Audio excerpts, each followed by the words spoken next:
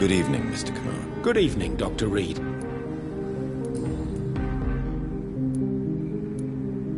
May I ask you what you do for a living, Mr. Kimura? I was a landlord. A wealthy one. And not a very kind one, I realized recently. Why this sudden epiphany? Is it because of your near-death experience? I was already feeling nostalgic about Weymouth, my hometown. With recent events, I'm thinking about going back there. How is the situation in the West End? I've heard rumors about armed men patrolling and fighting infected citizens in these very streets. I was lucky they didn't shoot me when I was abducted.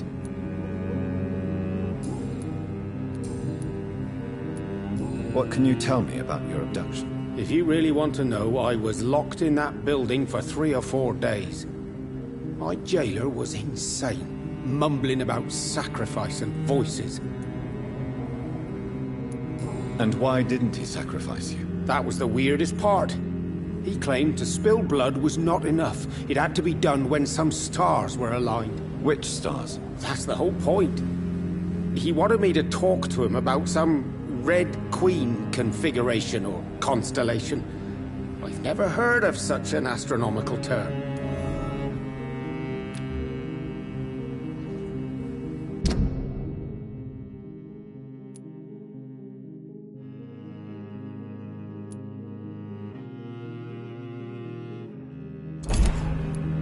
What did he say about voices? He constantly whined about the voice of his master, ordering him to do terrible things. He wanted to silence the voice by offering blood. My blood.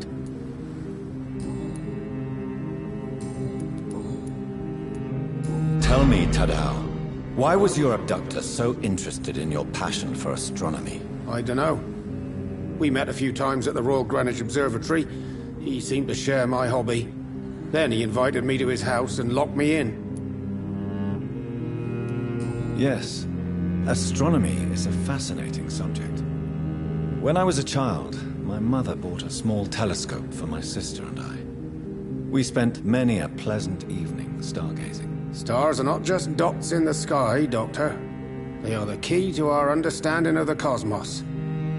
They remind us how insignificant we are. You're right. But children love magic and stories. I remember our mother told us constellations have the power to protect us. Protection by the light of the stars. That's sweet. You remember the name of these constellations?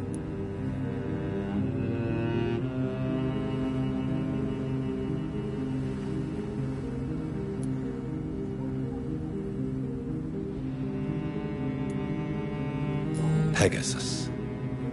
It was the constellation my mother liked the most. Memory's a strange thing. I can recite without hesitation the names of the 88 constellations, yet I barely remember my own childhood. Did he fake his interest in astronomy to get close to you? No. In his madness, he spoke about a blood sacrifice to be made to his master when the stars aligned to a specific configuration.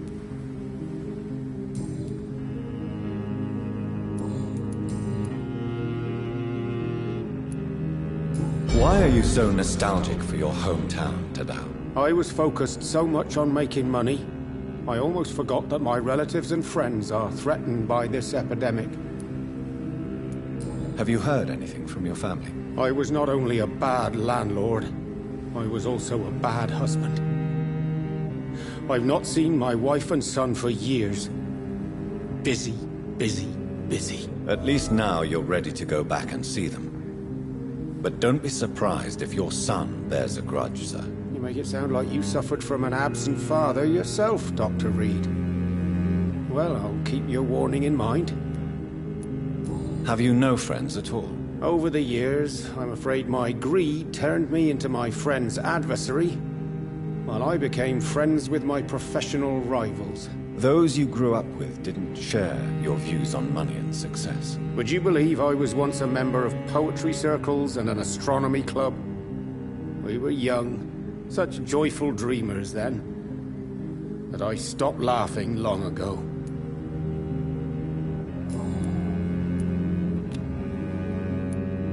Can you change? And is it what you really want? If so, it must come from within, not without. I've seen what an altruistic gesture can do. Nothing forced you to save me, Dr. Reed, but you did. I will follow your example in these matters from now on.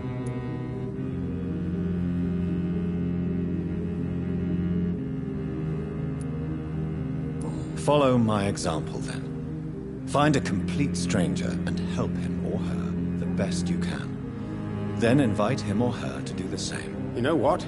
That's not a bad plan, actually. And I should start with my family, for they are almost strangers to me now.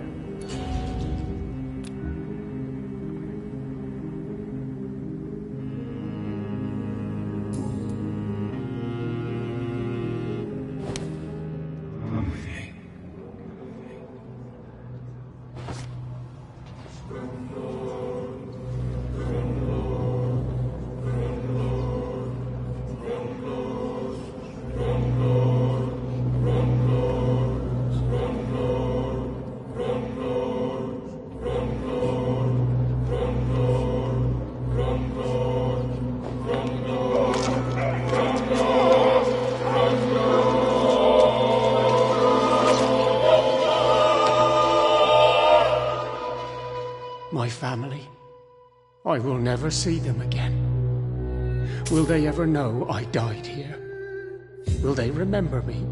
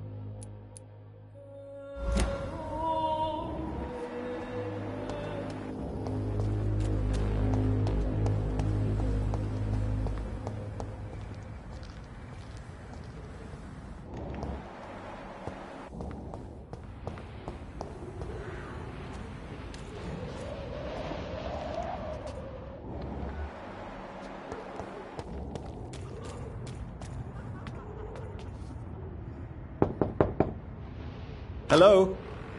Is anyone there? Jonathan, is that you? I did not know you were back in London. Oh, my dear Johnny. I'm so sorry for your loss. Mary was such a sweetheart. Thank you, Venus. May I come in? I was going to bed, actually. I'm sure you can spare me a few minutes. For old time's sake. Of course you may enter, Jonathan. I remember when Mary came here with her husband and her son.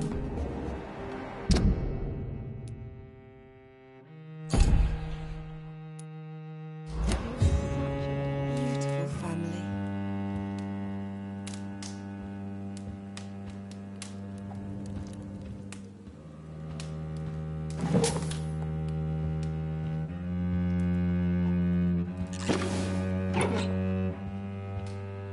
I'm so sorry for your loss, Jonathan.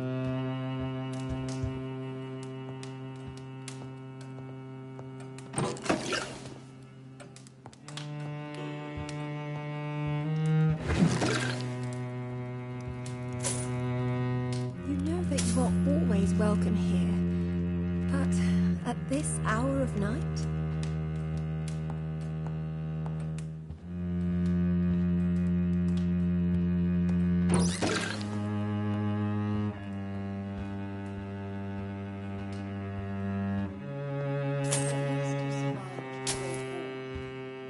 I feared the worst.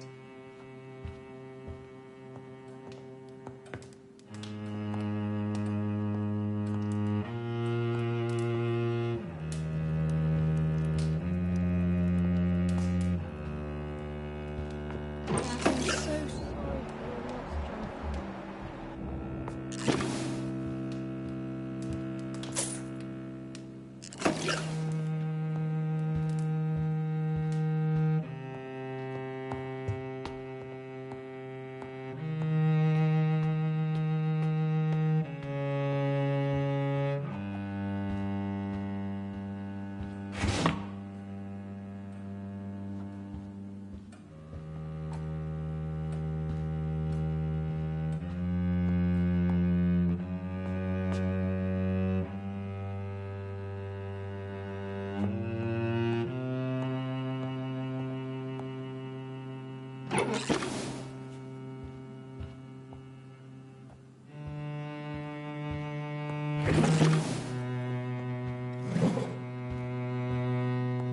It's locked, all right.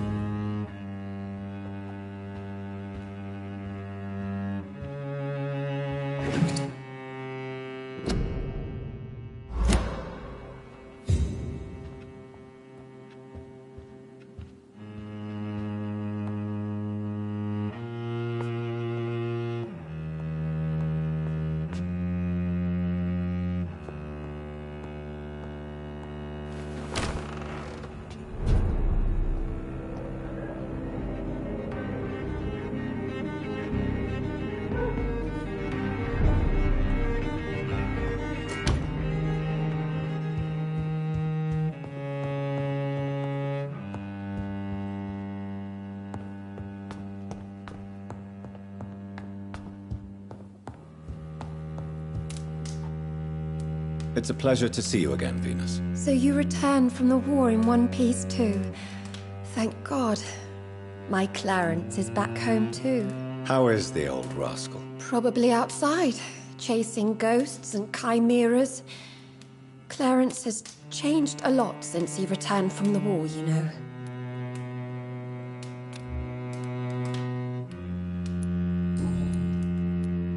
How have you been since the last time we met? How long has it been? 3 years now? I've done my duty, like all British women. You have no idea what it was like to wait for months without knowing if I'd still be a wife or a widow. I understand. Luckily, this part of town has been saved from the worst of the bombings, from what I've seen. Yes, and it's also true about the epidemic. The flu has killed here too, of course, but not on such a large scale as in other parts of town. Have you noticed anything peculiar about the neighborhood recently? You mean except for your return to town? No.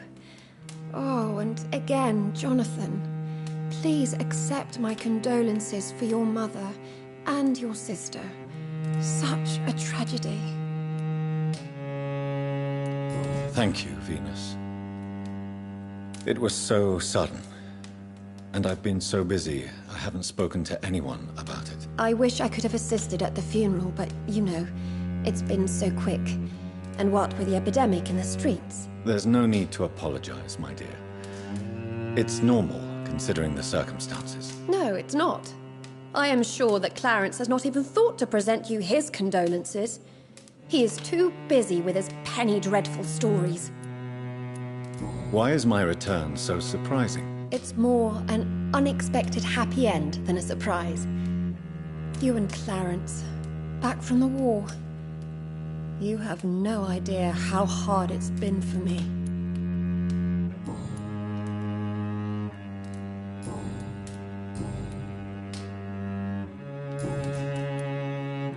I'm investigating the source of the epidemic in this district. Have you noticed anything unusual? The McPhersons. I heard they locked themselves in their own house. They could just be afraid of getting sick. Perhaps you're right. But if I were you, I'd pay them a visit. A big house, reachable through a courtyard, to the north of the railway bridge. Goodbye for now. I remember when Mary came here with her husband and her son. They were such a beautiful family.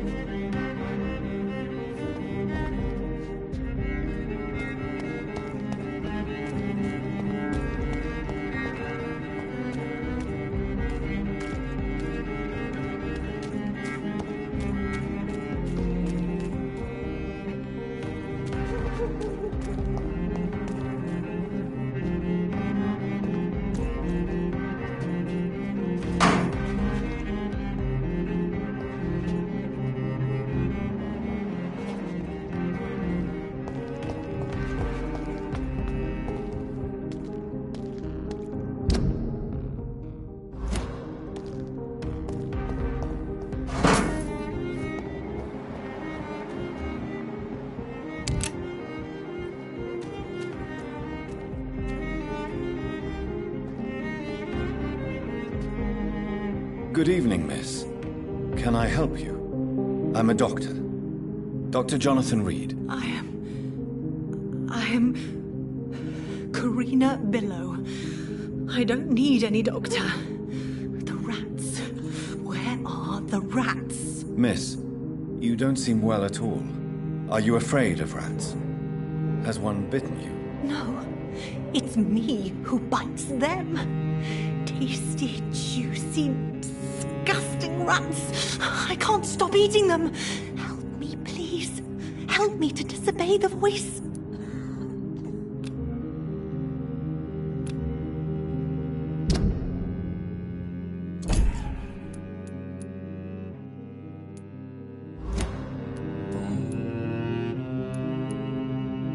Tell me about yourself, Miss Billow. What do you do for a living? Oh, I'm hungry. Need to eat. Have you got something for me? Blood, perhaps?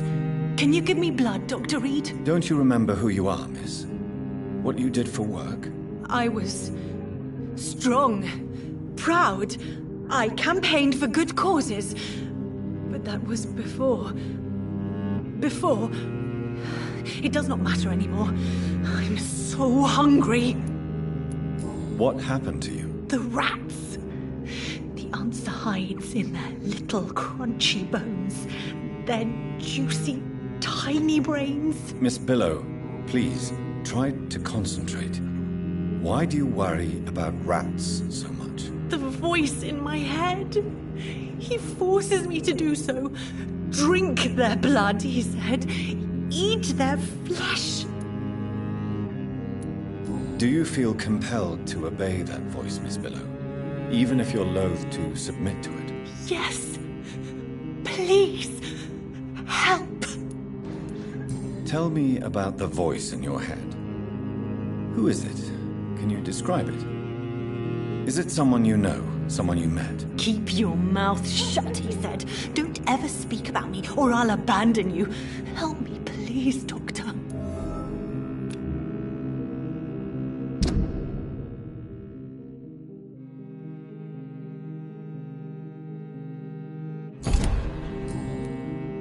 What is the local news hereabouts, Miss Billow? Shadows. Shadows hunting shadows. Whispers in the dark. Pestilence. Suffering. Death.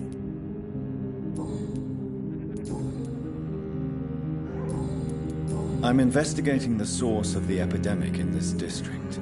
Have you noticed anything unusual recently? Infection. Infection. The rats carry it, I heard. Rats. Rats, rats. Many rats around that big house. Funny smell, too. Dead flesh. And where is this house? West of the park. Not very far. A big house with no sound, no light, no life left.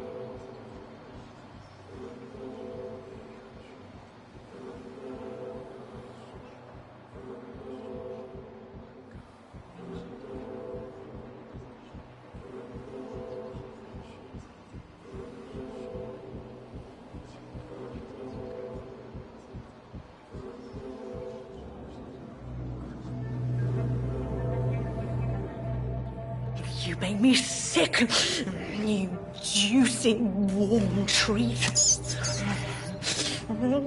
Damn it! Oh my! What have we got here? A dead rat. Oh, so gross. So tempting.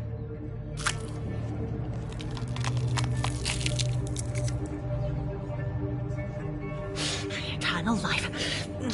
Through the blood of the lesser beasts, he said. Oh, dear God, help me.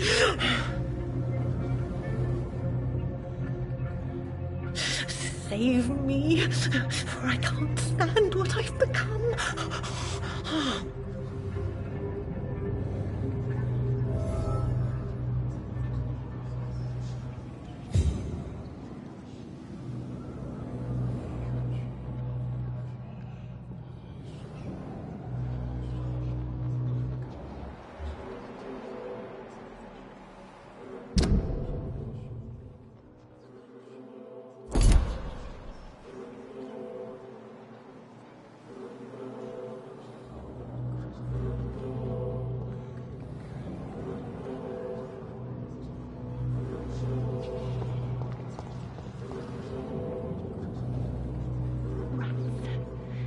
Tasty rats. Those clever rodents are cautious now. They won't approach. Why do you eat rats, Karina? Their flesh contains the path to immortality. I have to eat them all if I want to live. Help me. Please. Make it stop. I don't know if I can, miss. You have been tricked.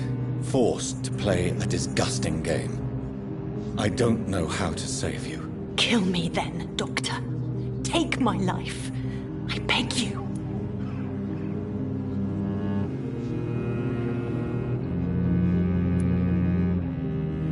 I can't do that, Miss Billow. I'm a doctor. I won't kill as an answer to pain or suffering. Never again. It is my decision. If I could, I'd do it myself. You're a doctor, but also a vampire, aren't you? Kill me, please. Make it stop.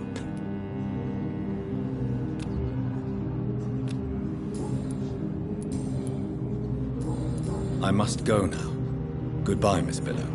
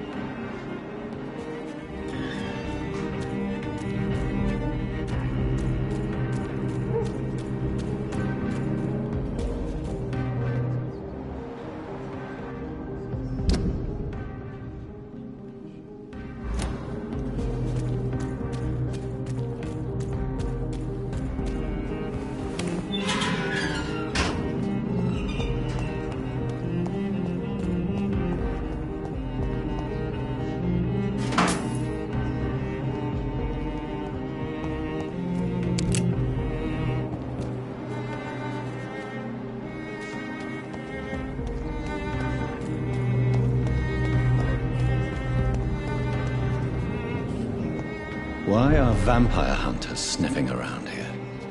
I need to find out what they're after.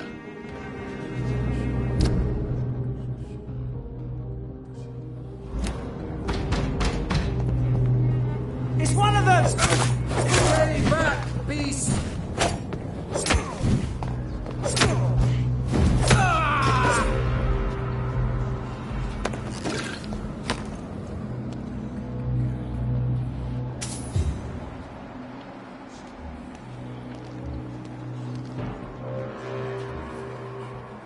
No civilians allowed, sir. Steady!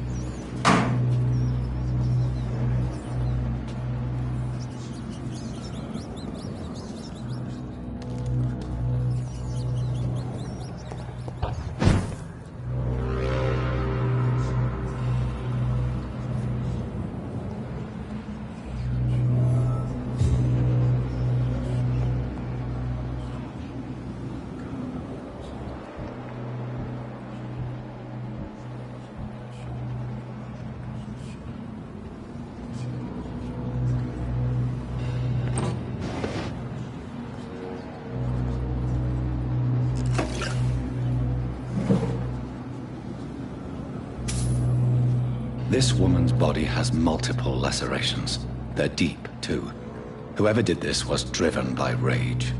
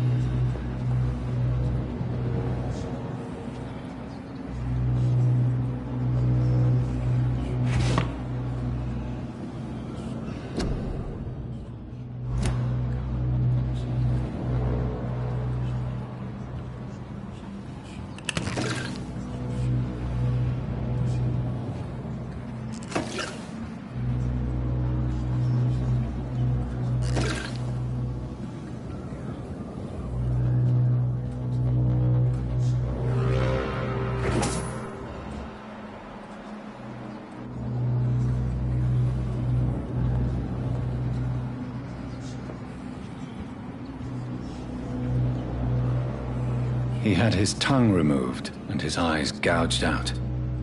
He was a victim of brutal torture.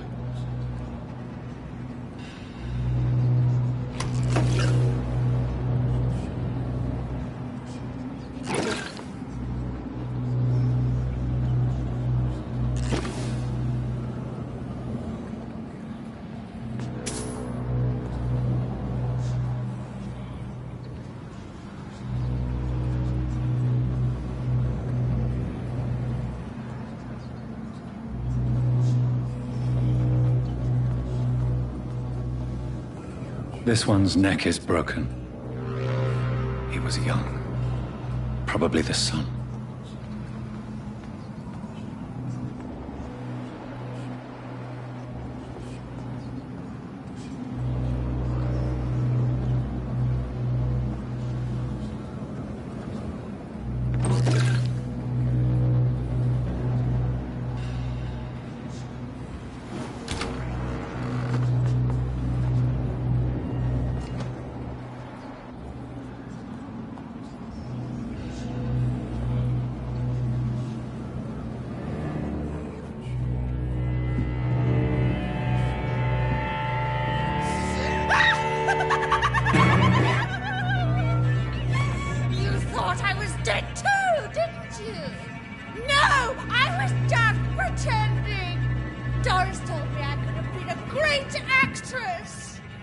You killed your family. They mocked my talent!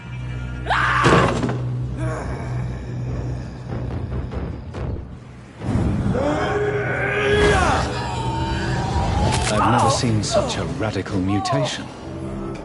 Could it be a new stage in the disease's evolution?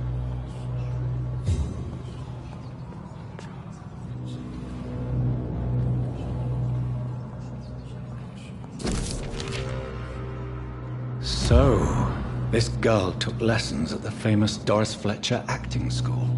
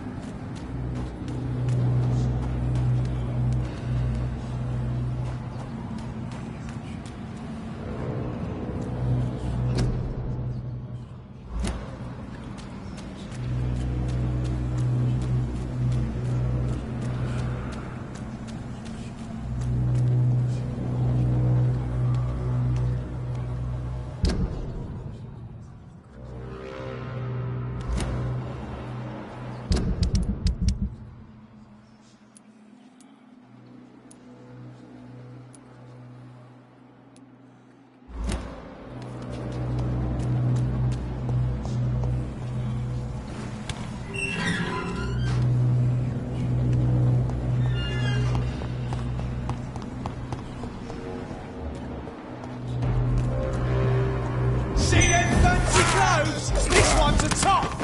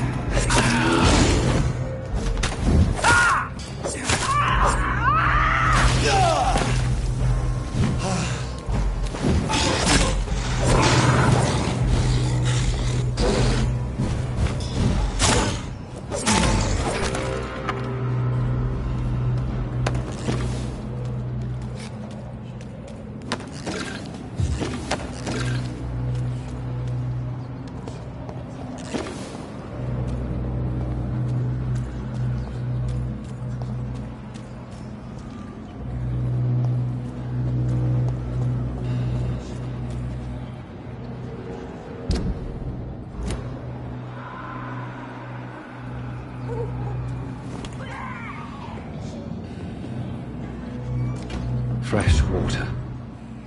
As long as it's not holy water, I may find some use for it.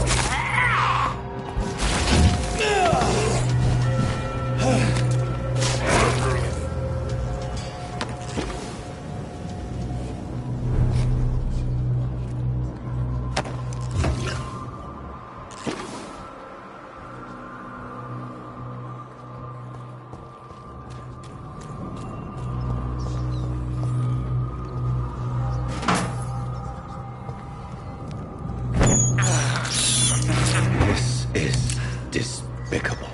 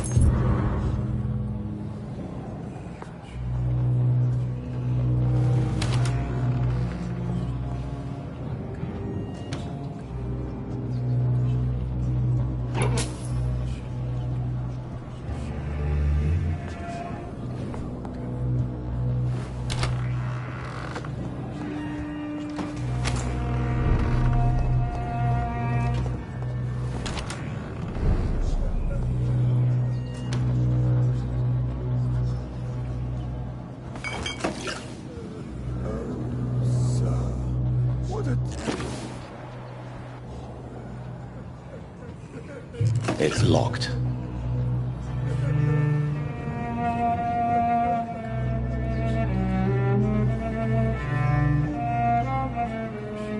Good evening, Avery.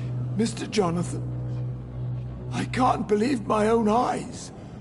Oh, you have come back too late, sir. Far too late. I know, Avery. I know about Mary and my mother. I'm so sorry. It was my duty to watch over her. She left the house in the middle of the night. The police said... It's all right, Avery. The police said her body was found near your sister's grave in Whitechapel. You're the master of the house now. I'd understand if you fired me, sir.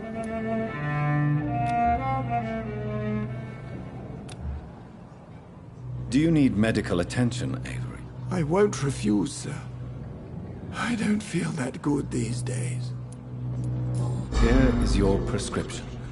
You'll feel better soon enough. Thank you very much, sir.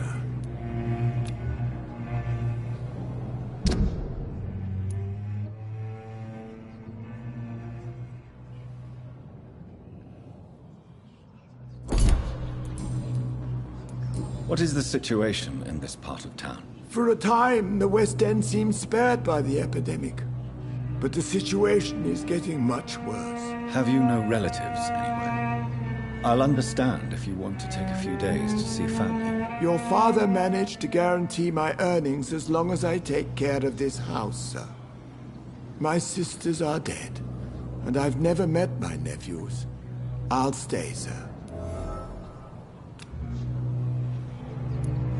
I'm sorry I could not be here for Mary's funeral. Your mother was strong, sir, but your support would have been appreciated.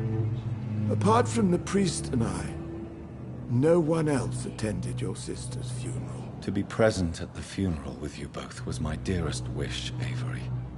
But I'm sorry, I simply could not attend. I would not dare to question your absence, Mr. Jonathan. All I can say is that we missed you a great deal during these difficult days.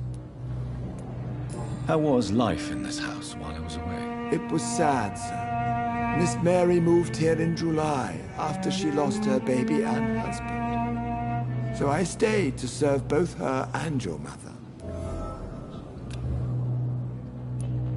How was my mother? Miss Reed was very frail. After Miss Mary was found dead, your mother started talking to herself. She said she was speaking to the dead. She even said that she had seen you. How was Mary? Miss Mary went out looking for you every night after you had written to say that you were coming back. She was sure you were alive. She'll never know she was right. What are the arrangements for my mother's funeral? There will be no funeral, sir. No ceremony whatsoever, because of the sanitary situation. Where is her body, then? I'm afraid your mother's body was moved to a mass grave somewhere. I have no other information. Civil service is paralyzed, sir. London is crumbling down.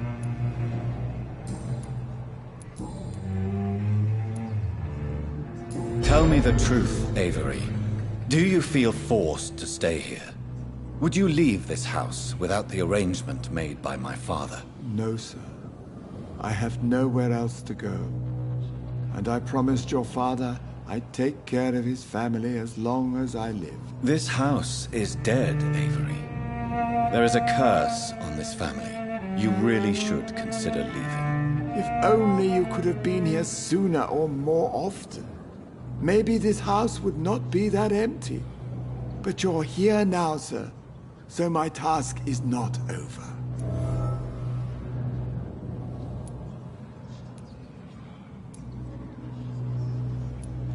You have served this family extremely well, Avery. Your support during these terrible times is much appreciated. Then I will stay. All I ask is that you take care of my own funeral if I die before the end of the epidemic. No mass grave, please, sir. Do you really think I neglected my mother, Avery? Yes. I see. Well, please go on. Speak freely. It's not as if there is anything left to treasure in this house. Just like your father, you always had this capacity to focus only on what interests you. It surely helped you become a great doctor, but not such a great son. I'm currently investigating sources of the epidemic in this part of town. Do you know anything useful? Not really, except all the MacPherson's servants resigned a few days ago. They feared becoming infected, they said. The MacPhersons? Where do they live? I think it's a rich house near the railway bridge in the southern part of the district.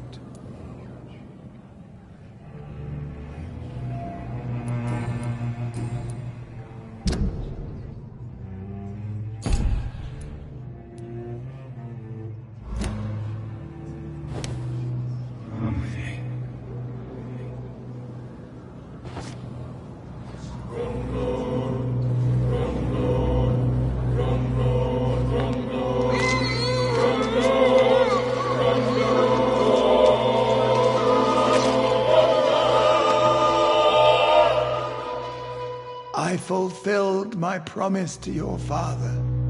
This house is now yours, murderous son.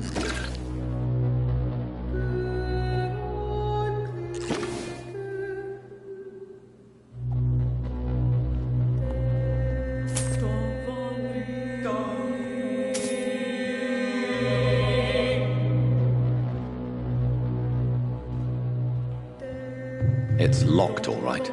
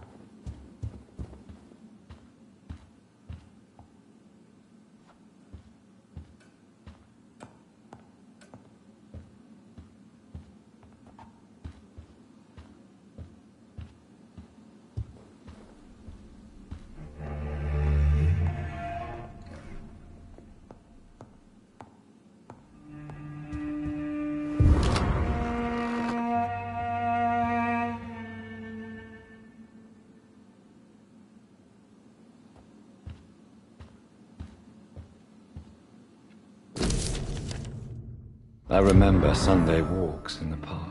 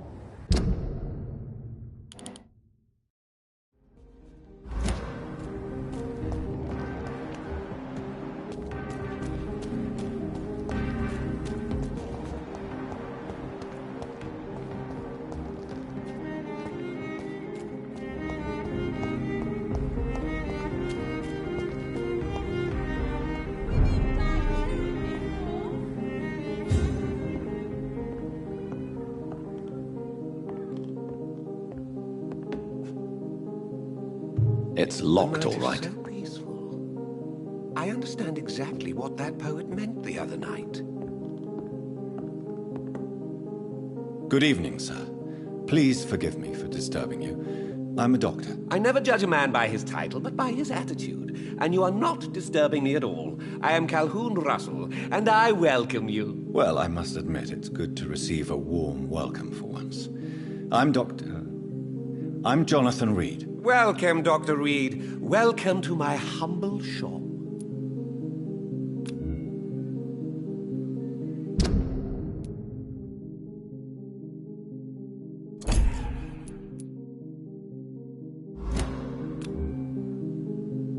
Do you need medical help? You would save my life, Dr. Reed. I have not felt so bad in many years. Don't worry. There is nothing serious to fear. I have seen far worse, I can assure you. I cannot imagine the pain these people must face then. You have my gratitude, Doctor. This disease has ruined my appetite. How is the situation in this part of town? Life is good and peaceful. We're lucky to live in such an era of progress and wonders. Are you not concerned about the epidemic? Oh, I'm sure the authorities would take the appropriate measure if the danger were that high. Are you that blind? I've seen hundreds of victims piled up in this city each week. Mr. Reed, please. Why are you so angry? I did not mean anything by it.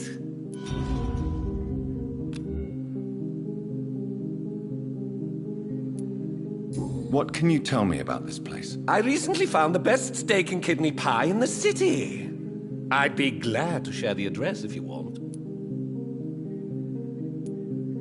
Finding a good restaurant? Is that really all that interests you? Oh, I have many passions, but nothing brings me ecstasy like subtle and exquisite flavors from my teeth to my belly. I must confess, I have quite specific tastes when it comes to nutrition. Really? Well, I'm always happy to try new exotic meals. If you ever find an intriguing table, please share the address.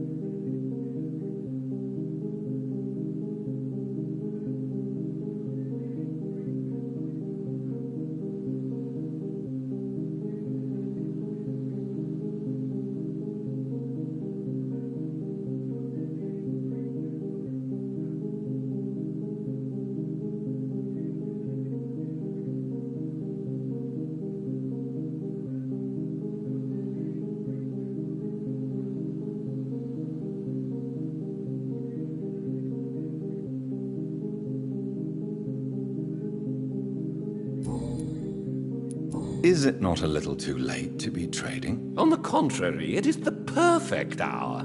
Believe me, my friend, it is always at night that you meet the most fascinating characters. But what about the epidemic? The bombs and raids? And all the random violence? Please, sir, this is London, England. We will prevail. And if a bomb must fall on my shop, then I'll be there to hear it falling. So you prefer to work at night? Oh, I also enjoy a sunny day like everybody else. But the night always has a certain je ne sais quoi of its own.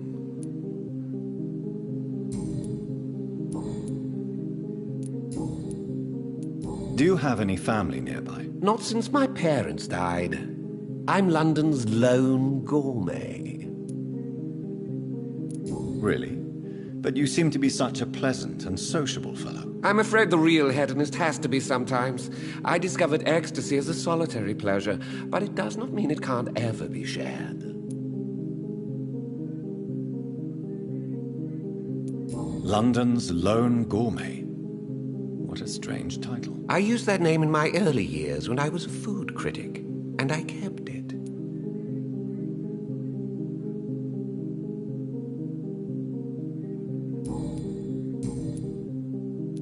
I'm investigating the source of the epidemic in this district.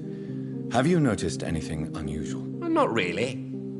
Wait, now that you mention it, I don't see the McPhersons in my favorite restaurants. They love delicate meals too, you understand. Thank you. It may be nothing, but I'll investigate anyway. Where do they live? They have a house in the southern part of the district, somewhere north of the railway bridge. There is a courtyard, if I remember rightly. I may have a look at your goods, Mr. Russell.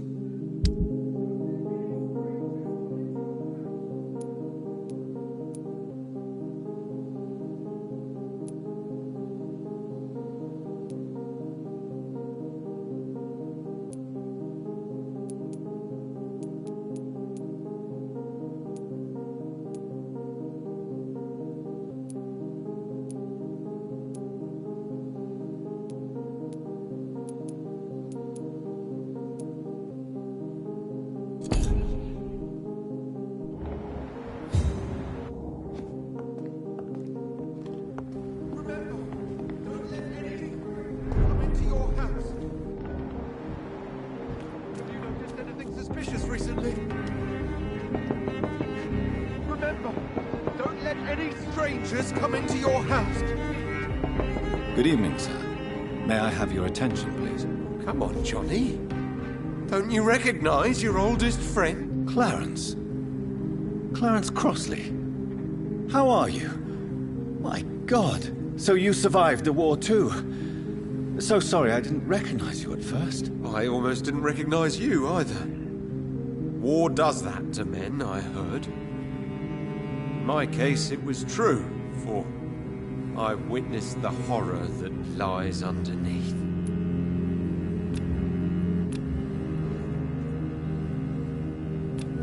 Do you need medical assistance, Clarence? It's a little late for visiting hours, don't you think? What can I say? I haven't lost my old habits. I hope we're talking about the same habits, old friend.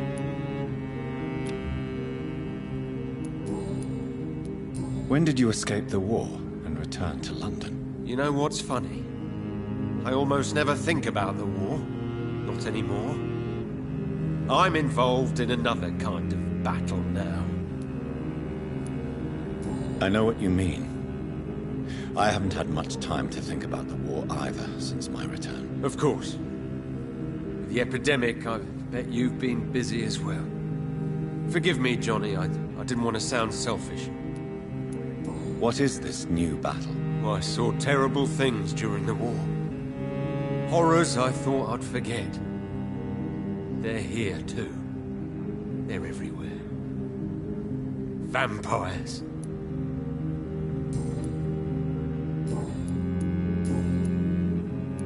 How is your wife, Venus? We've spent so much time away from each other. So many things have happened. But you're alive. You returned in one piece and you have a family. How many soldiers can say the same? Believe me, it's not quite that simple. Unlike you, I'm not the man I used to be. Is everything all right at home? Surely Venus was relieved to see you return from France in one piece. Have you forgot what people are like in this part of town, Johnny? Venus fears for our family reputation. Now her husband has become the village idiot.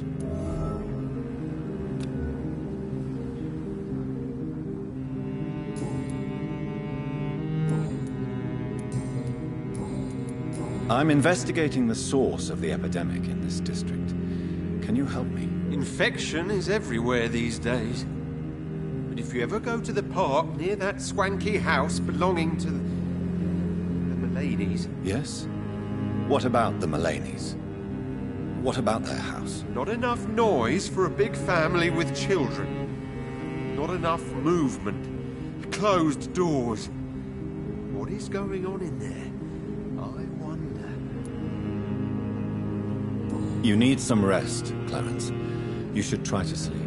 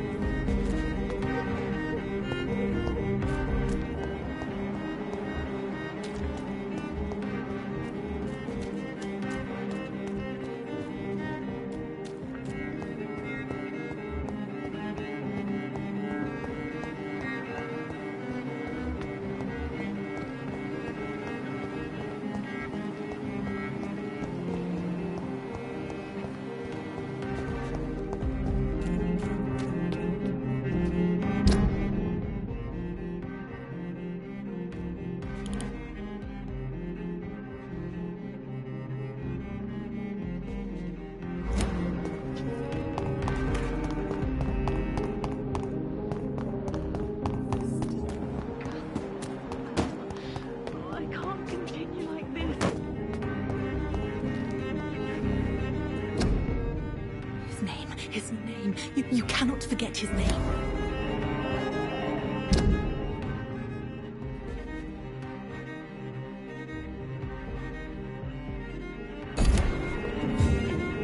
Rats.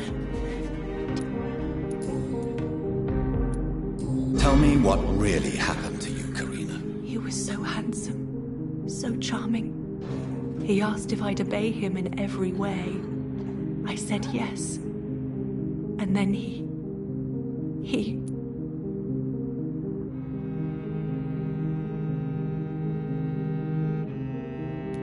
He tricked you? Yes. He has promised me eternal life. And now I must eat these rodents for attaining it. But of course, it's a lie. Tell me about vampires, Karina. You must have met one recently. He promised he would help me, give me immortality, make me escape this world of death. He promised. Who is he? How did you meet him? I can't tell you, Doctor. He won't let me. Karina, I order you to reveal to me the name of the vampire who took control of your will. Speak their name. Don't you dare interfere with my game, Ekon. Go find yourself your own toy and let me play with mine. Who are you? Reveal yourself. Let this woman be. Why? What would be the fun in that?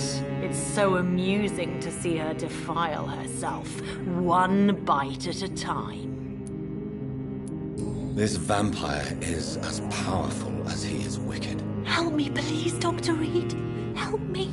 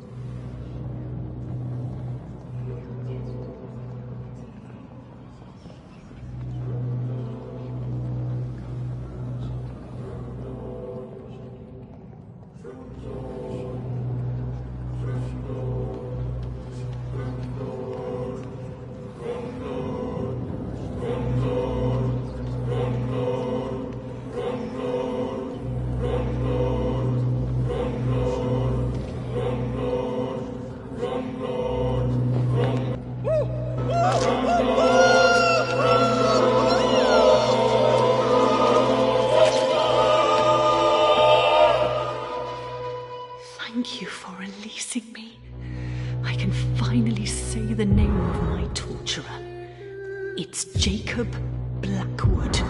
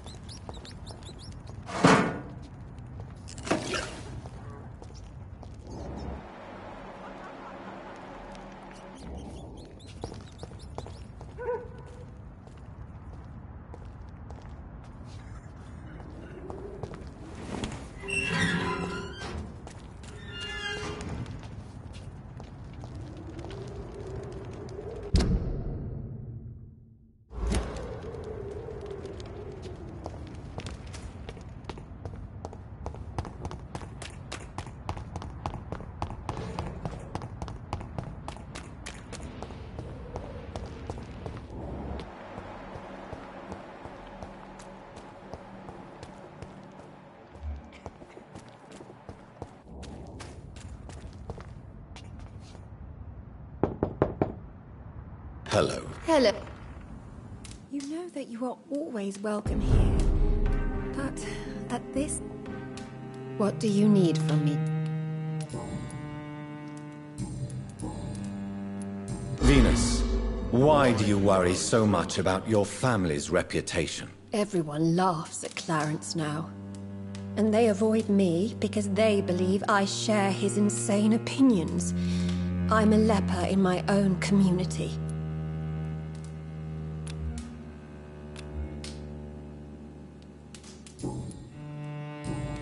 Goodbye. At least you survived the Great War. I feared the worst.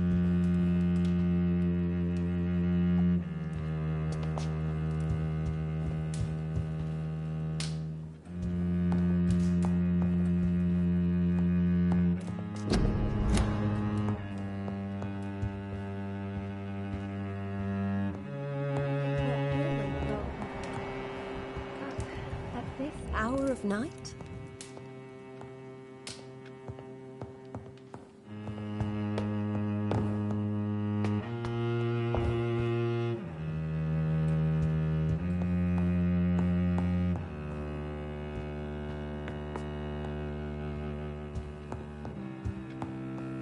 It's locked.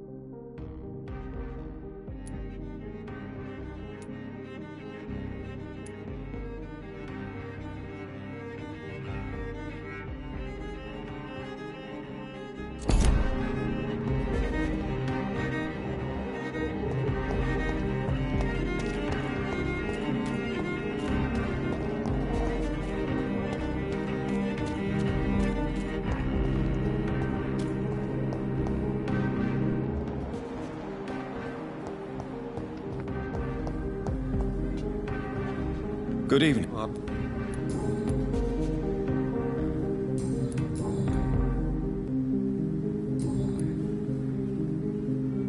You need some...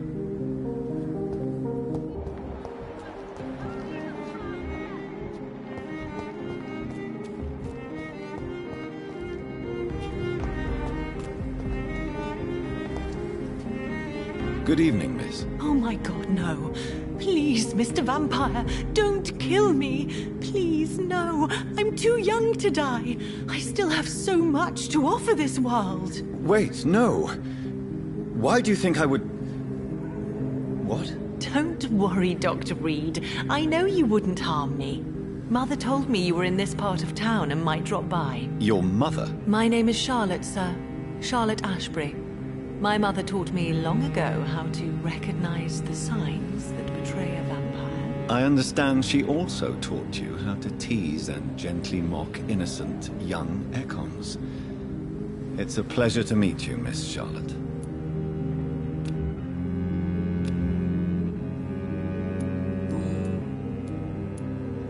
Tell me about your adoption. What do you want to know? Who are your real parents? Elizabeth Ashbury is my real mother. She raised me and has taken care of me all my life.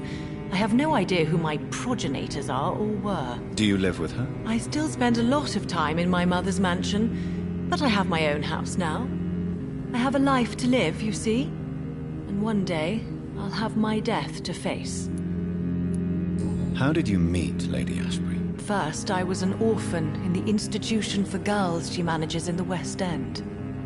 When I was 10, she adopted me, and I have lived with her ever since. Did you know she was a vampire when she picked you? The correct word is Ekon, Doctor. And no, I had no idea why my mother only showed up at night. She told me everything when I turned 16, though I suspected the truth for a long time before that.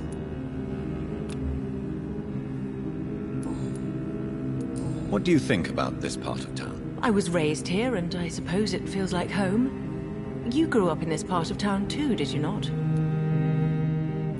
Yes, I was born a few streets away. A small world, is it not? Did you ever imagine that my mother was your neighbor all that time? That you could have met her in a dark alley at night? You won't trick me twice, young lady. We both know Lady Ashbury never hunts or attacks prey at random. Come on, Doctor. Don't tell me you never thought about that possibility. Her fangs on your neck. Oh, are you blushing, Dr. Reed?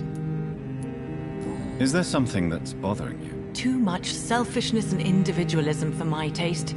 Even when there was no epidemic. Even if that's partly true, may I remind you that many charitable institutions are financed by the selfish and filthy rich. I suppose you're right.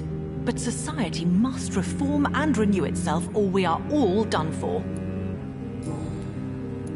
What are you doing out here? You mean, what do I do outside at night since I am a woman? Let me ask you a question, sir. Would you ask the same question of a man? Actually, yes. I ask the same question to everyone who dares to go outside at night, considering the risks. Well, if you must know, I campaign for the right to vote for all women. Why should I wait to the age of 30 years when men can vote at 21? Are you a suffragette, then? Oh, you really are Elizabeth's girl. Without a doubt. All adult women have the right to vote in the US, in New Zealand, and in Australia. But women here can't vote unless they are property owners. No need to convince me, Miss Charlotte. I have shared your opinion for a long time. Even before I met Emmeline Pankhurst. Really? Oh. Now I see why my mother appreciates you so much. Too bad there aren't more men like you in the vicinity. How are the locals reacting to your claims? People here can't wait for a wall to be built to isolate the West End from the rest of town. That's how progressive they are. If this happens, Emily and I will blow it up. Explosives are very dangerous, young lady. And who is this Emily? She is my best friend, and a suffragette too. She was supposed to campaign with me tonight, but hasn't turned up. Have you any reason to be worried about her? Recently, Emily started to believe in... well, She got interested in vampires. I'm afraid she might be in trouble. Let me guess. You spoke to her about us, didn't you? Despite your mother's warning. I think I should try to find your friend. Oh, that would be top-notch. I can tell you where she might have gone. You have my thanks, Dr. Reed. And please, don't tell my mother. What exactly has your mother told you about me? Your name and profession, obviously. And the mystery about your maker. I'm sorry to hear about what happened to your sister, sir. Mother says it was not your fault. Does it not scare you to know what I am? What your mother is? Why should it? My mother is the most compassionate woman. Must I be wary of her, Dr. Reed? Or you?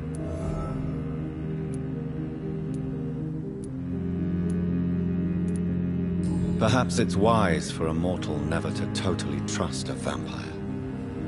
Your mother herself told me that we Ekon are creatures of deception.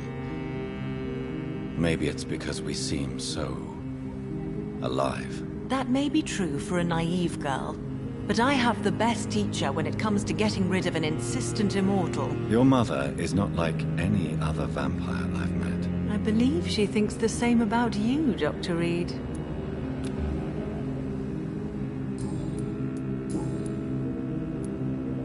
Do you know why Lady Ashbury chose you to become her daughter? No, I don't.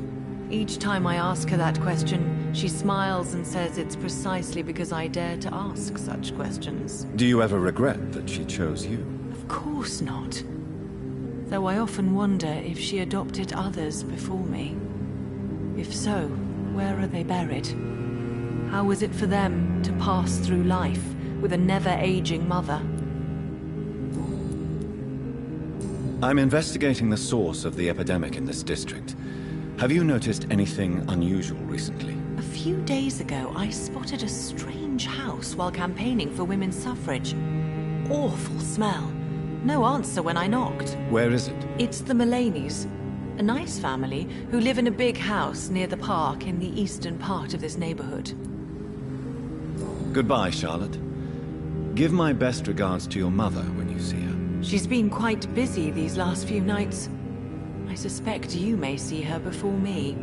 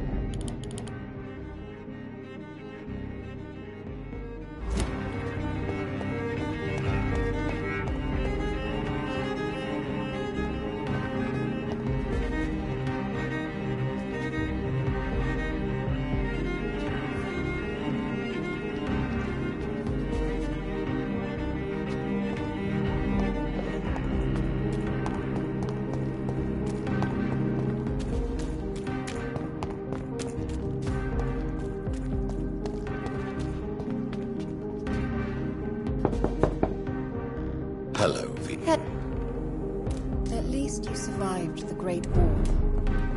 I feared the worst.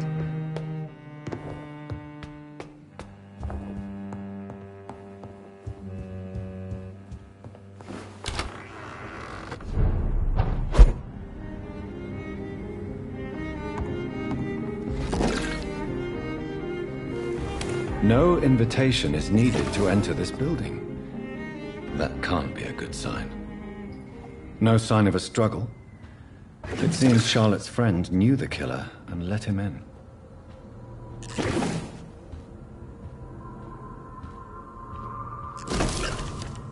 Emily wanted to become a vampire. Something must have gone wrong. Someone is responsible for this mess. But who?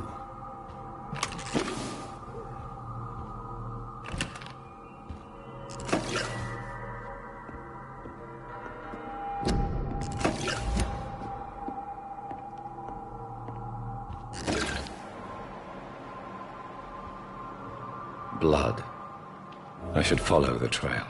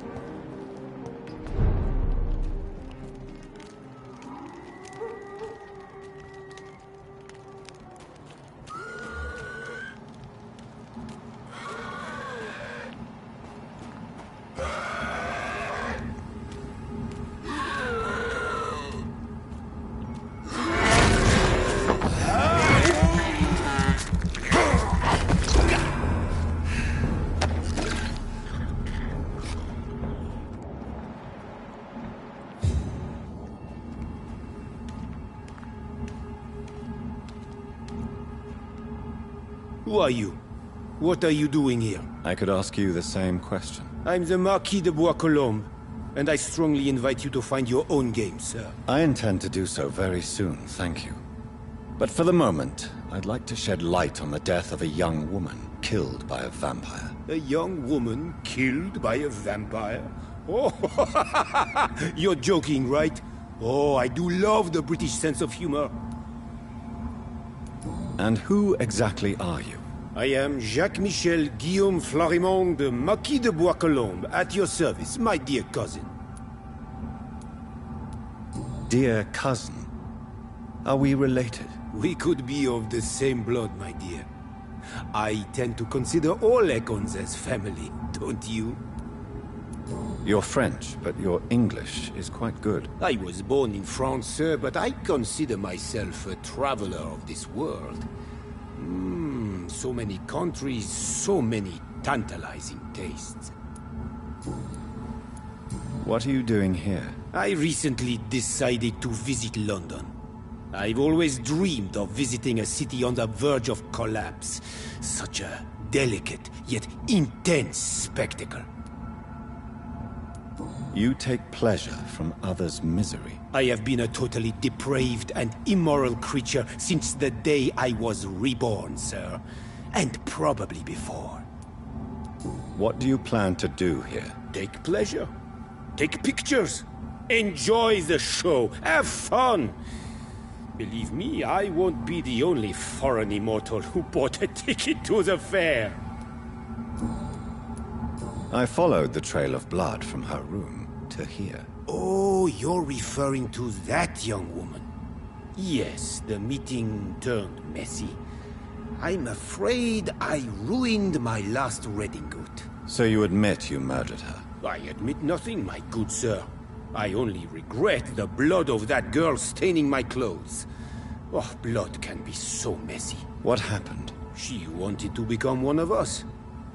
Not the first time I have received such a proposal, but I must admit her direct approach tempted me. And then what? Her body rejected my blood. It happens, you know, sometimes even with voluntary prey. At least her gurglings brought me some fun, until the artery burst.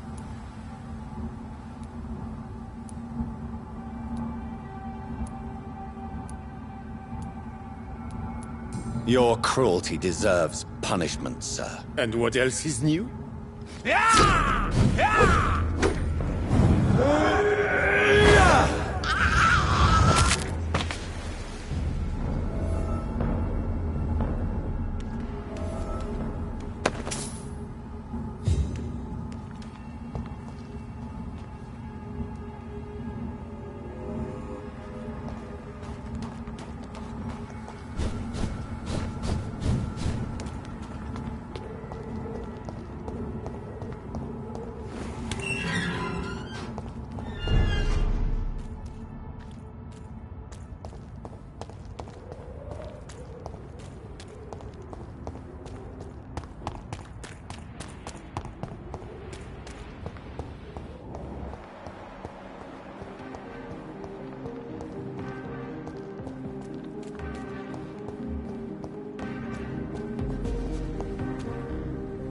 Good evening, Miss Ashbury. And good evening to you, Dr. Reed. I have found out what happened to your friend, Emily. I can handle the truth.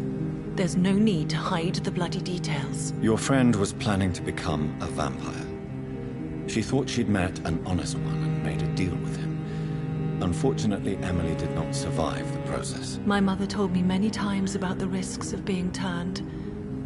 I often suspected she exaggerated the danger to avoid me being tempted. No, the risk is real. Have you any idea what a body has to endure? To become an organism entirely consumed by its need to process and recombine blood? I should never have talked to Emily about vampires. I never thought she'd actually try it without me. Thank you, sir. Here, take this for your discretion.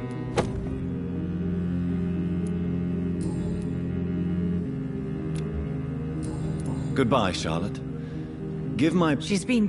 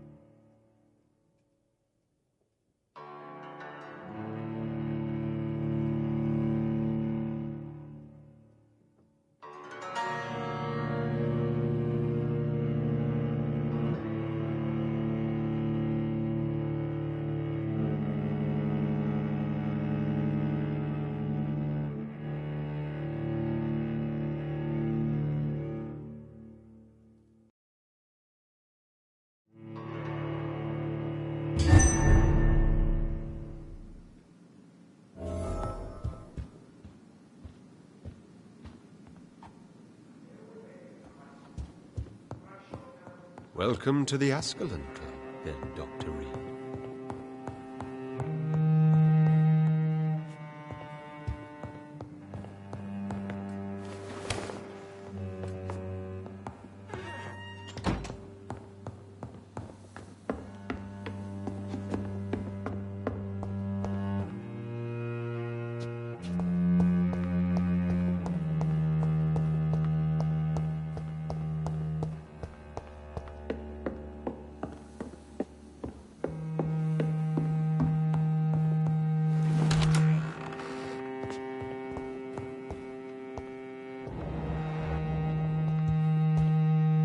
How's your investigation going, Dr. Reed? Time is our enemy. I have a few questions for your lordship. All right, but be quick.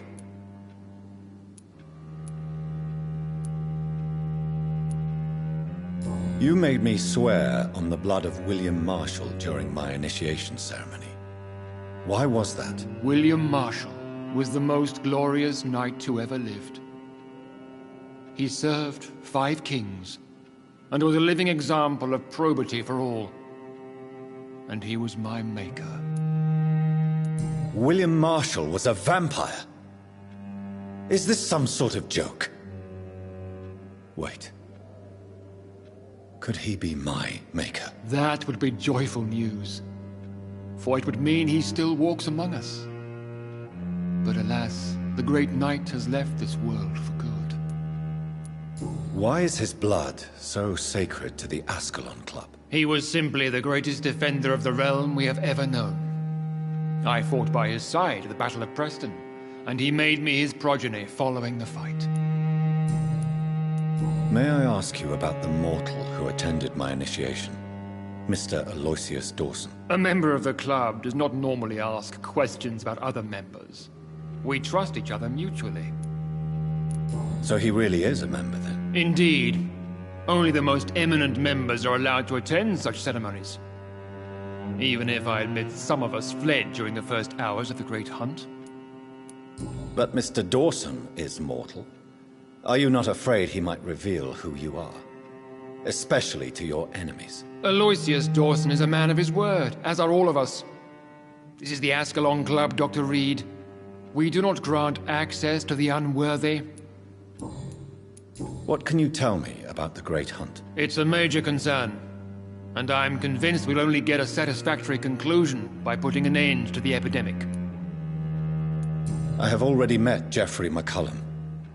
I am certain he will persist until he has killed every last vampire. The Guard's current successful recruitment campaign is driven by the ravenous behavior of the Skulls. I see. So without the epidemic creating Skulls, the Guard could not convince anybody of our presence. Exactly. Once we have put the epidemic behind us, we need only wait until the Guard grows old and weak. Time will once again become our ally. What about the risk of a full-scale attack here? Geoffrey McCullum is a daring leader. That is exactly why so many of our number have left the country until things improve. But not me. I founded this club. I'll die defending it. Goodbye, Lord Redgrave. Godspeed, Dr. Reed. We are counting on you.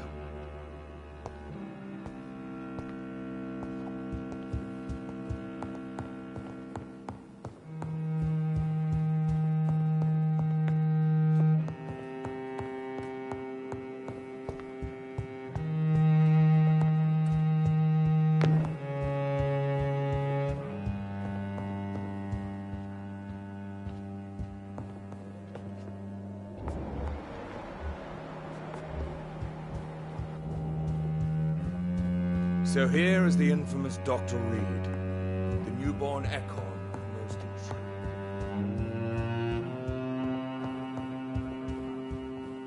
I'm sure you have more important things to do than talking with an old man like myself. Please excuse the mess and broken furniture. We recently had some... We repelled the intruders for now. But how long before they return?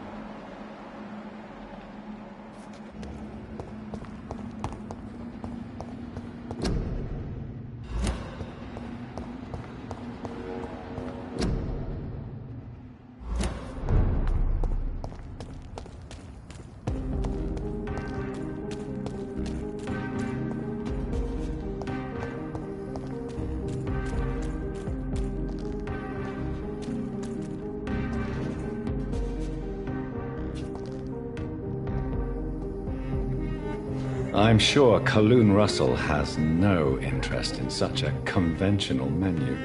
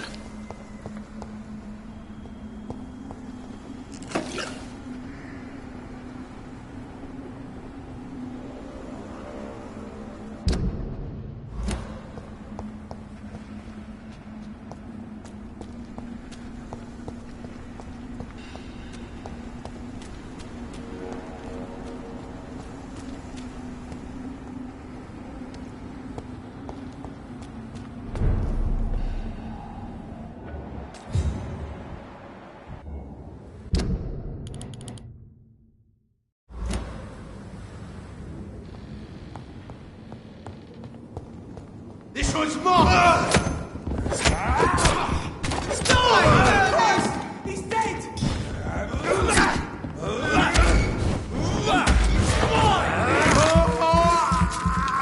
That leads us fast!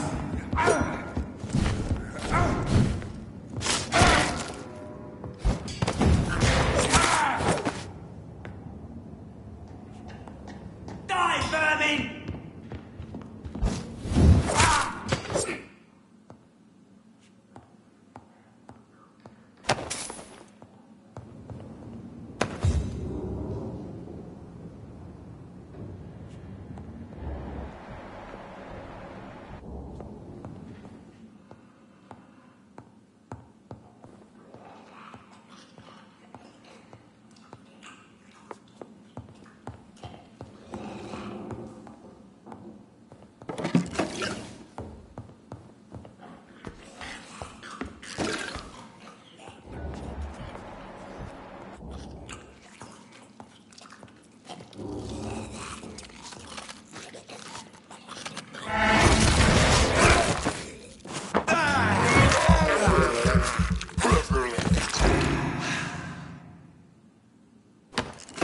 More Braille.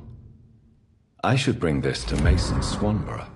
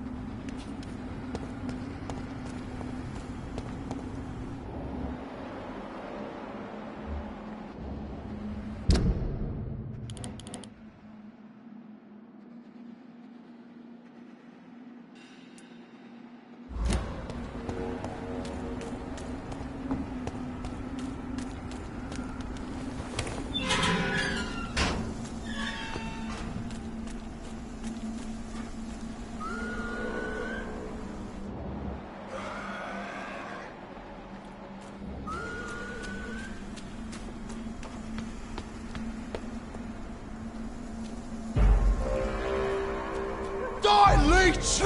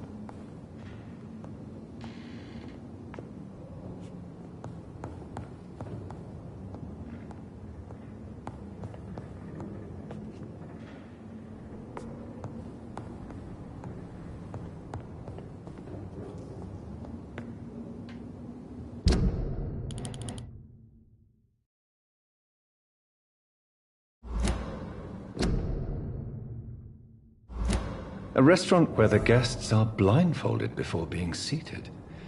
Intriguing.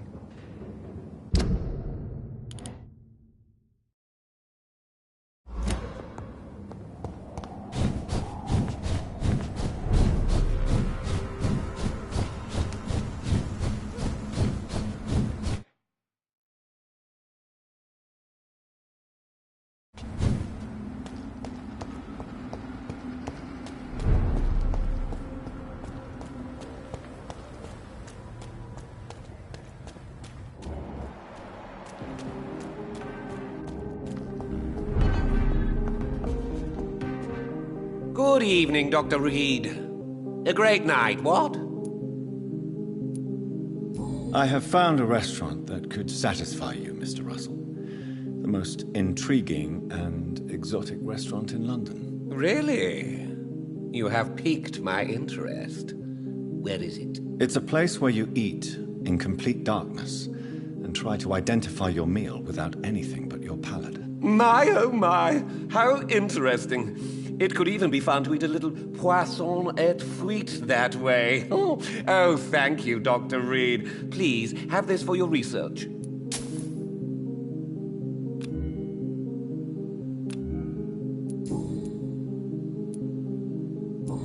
Goodbye, Mr. Russell.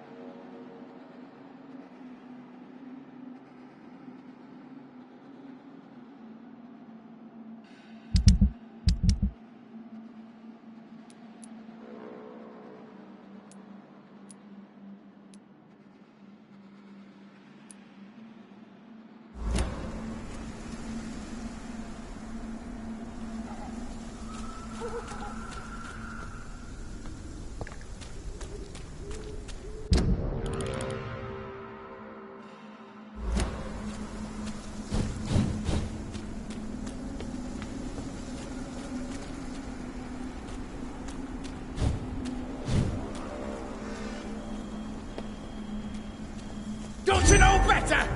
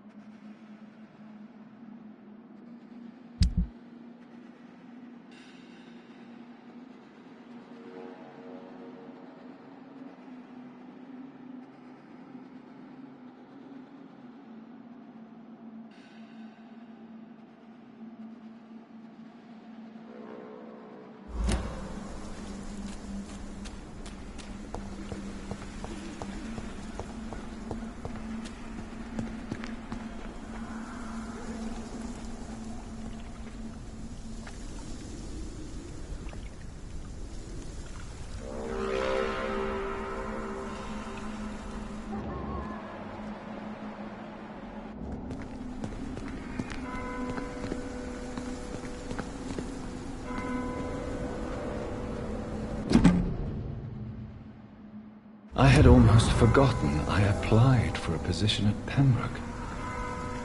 It was so long ago.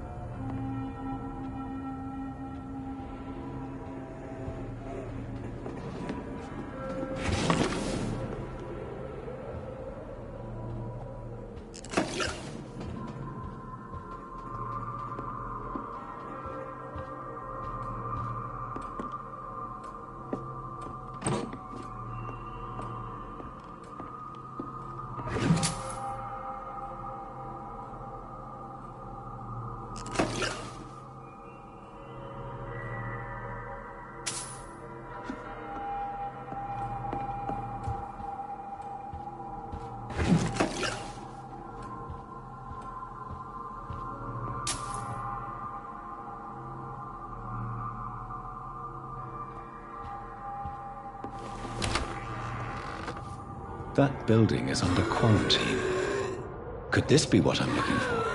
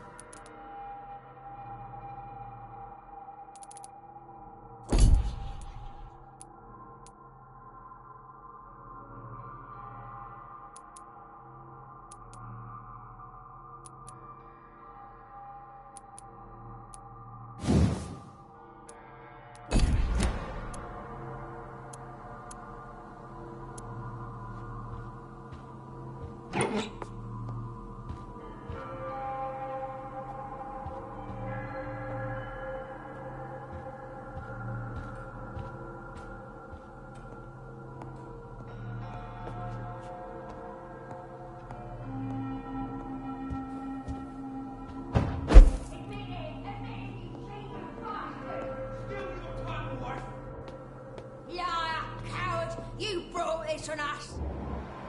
You infected the whole family! I said I wanted to leave the house! What? Leave me alone with them while you go back to your hole. Fucking convenient. She tricked me! I love you! Fucking pathetic pig!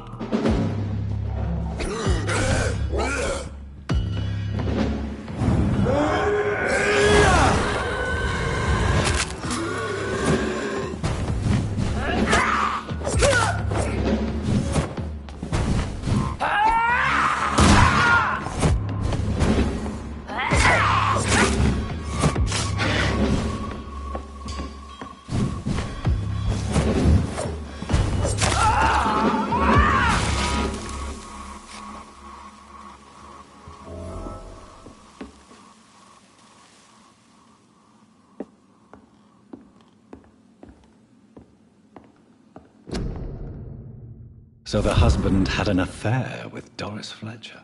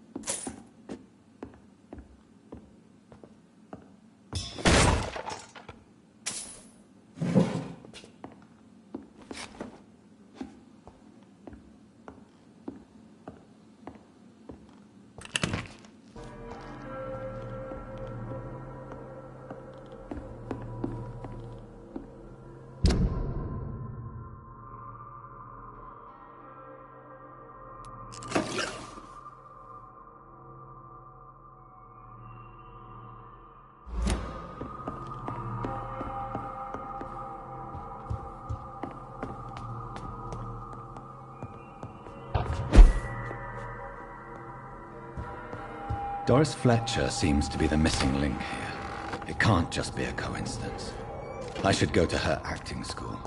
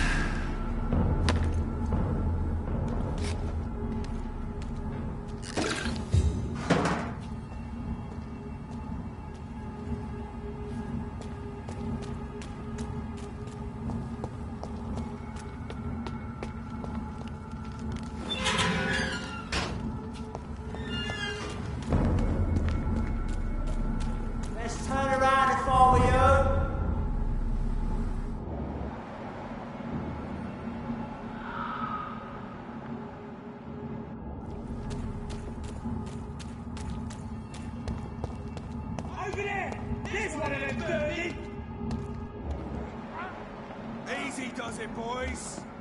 We can deal with this vermin. Filthy piece of shit! You Londoners are no match for me!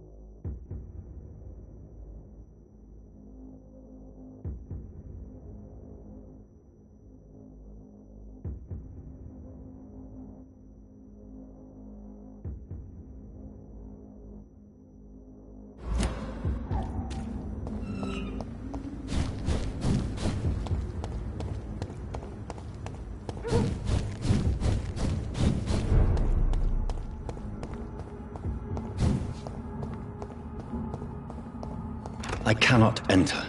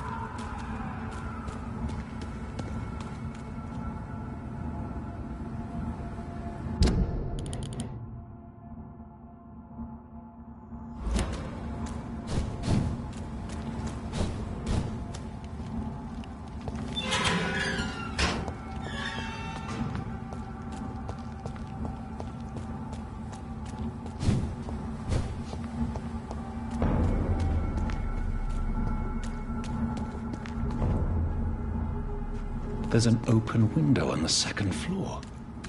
I should be able to get in through that.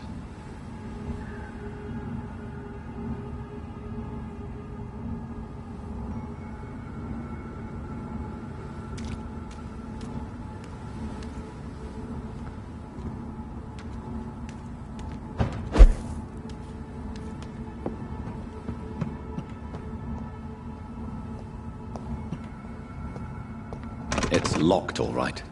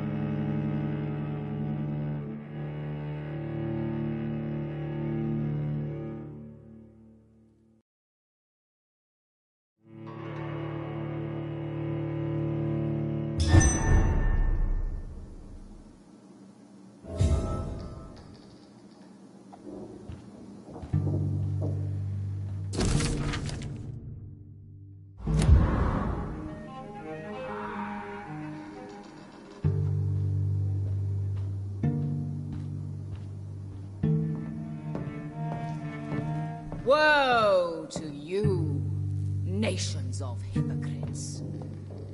For in front of you stands the tall queen. You can but lower your head, fit only to smirk at her soiled feet. Can that be Doris Fletcher's voice? Where does it come from?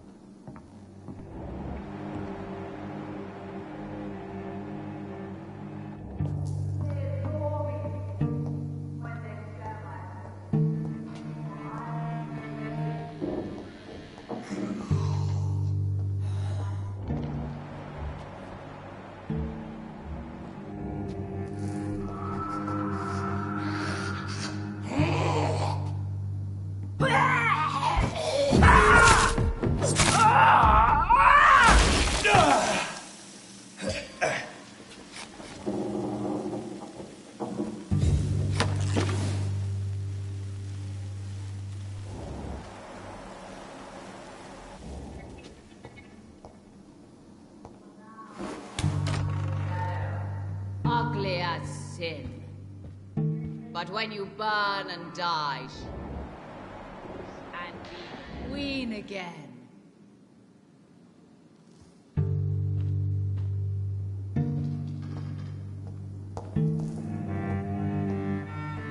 Woe to you.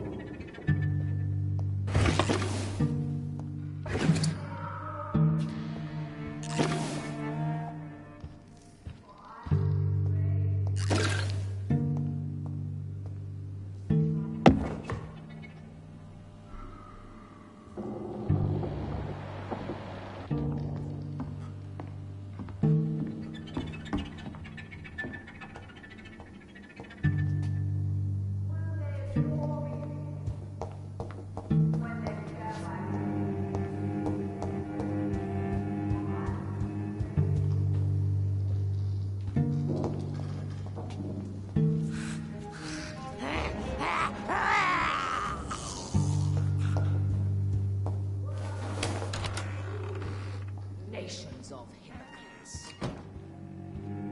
For in front of you stands the tall queen. You can but lower your head, fit only to smirk at her soiled feet. Alas, poor Lord.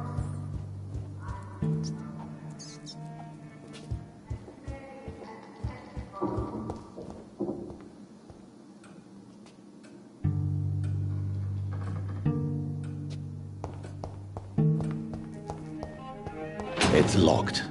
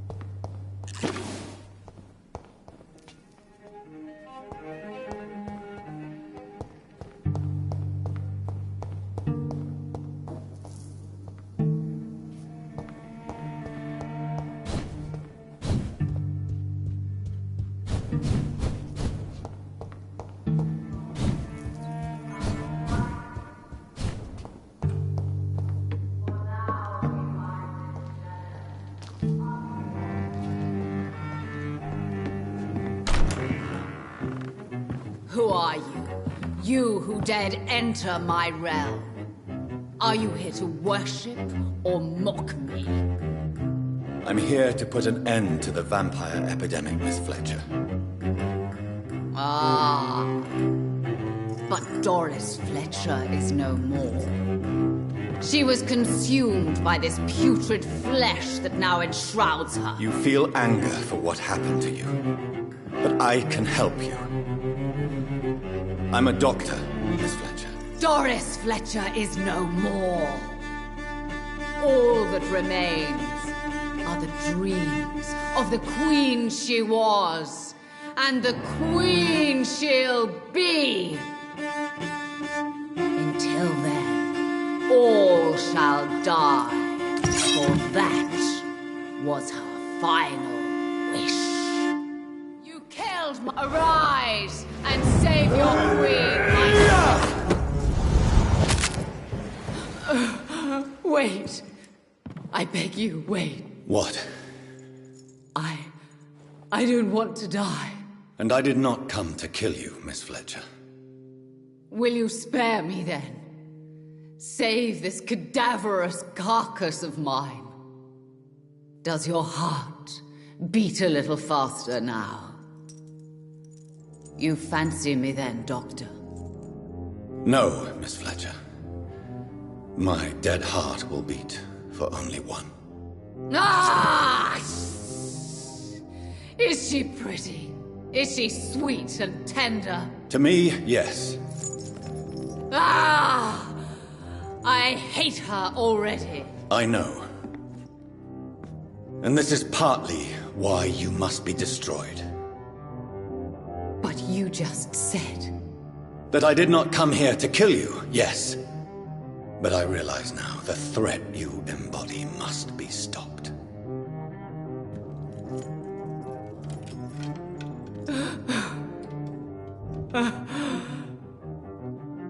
Will I be remembered? Will you? You were Doris Fletcher, the greatest actress of her generation. No one can take that from you. Thank you. And farewell. Ah! Ah! Ah!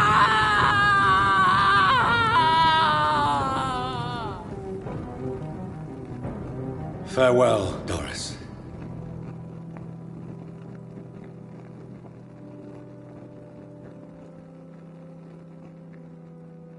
Bravo! So dramatic. I love it. McCullum! How strange I seem to find you whenever I'm inquiring about that Skal infestation. I mean you no harm. I'm not here for you. But once I put all the pieces of the puzzle together, I'm sure we'll have a little chat, you and me. Stay away from me, McCullum. You and all your war dogs. That I can't guarantee, Dr. Reed. But I'll let you go. For now. I should probably leave the theater right now.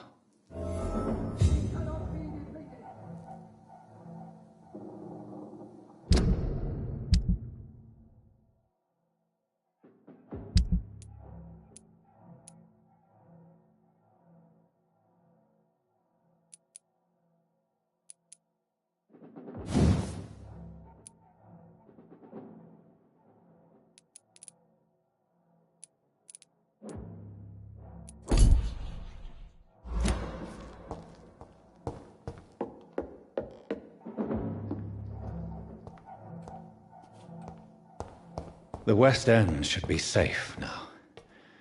But London is not. It would be wise to benefit from the Ascalon's protection while I continue my research during the Great Hunt.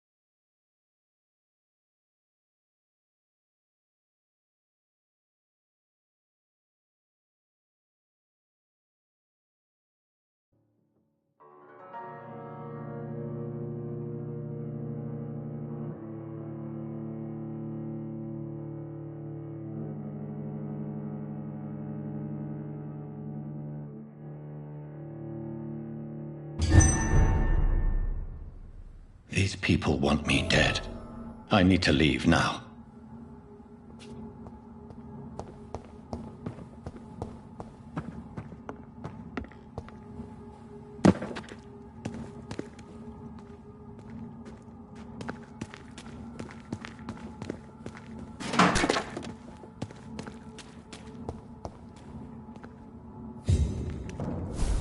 So Doris just needed to be close to her audience to infect them.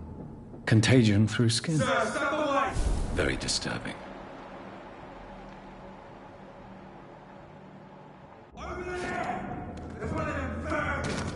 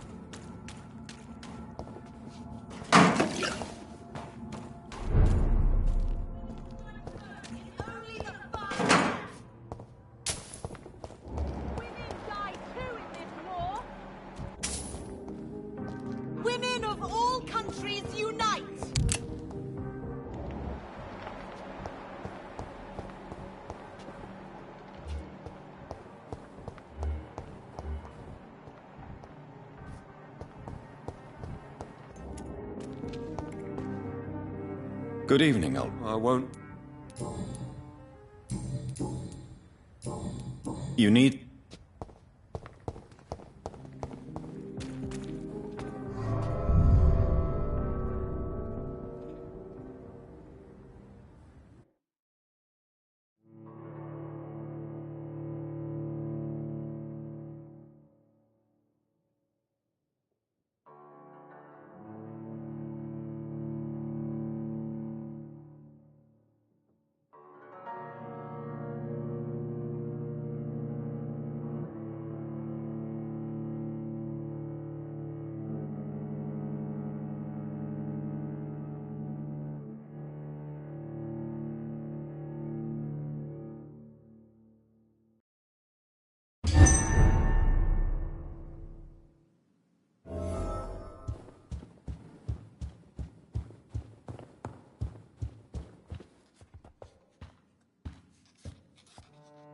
Elizabeth, what are you doing here? I've been formally asked to witness your triumph, my dear. After all, isn't it the natural role of a woman to support her man in victory? But it's you who insisted I join the Ascalon. Please forgive my giddiness. I'm just overcome by the thrill of finally being allowed within these hallowed halls. You certainly have an inquisitive mind. It's quite something. Elizabeth Ashbury, only you can make me smile in these difficult times. And the same to you, Jonathan Reed. Now go have your little chat with the chairman. I can see he's practically bursting to hear your report.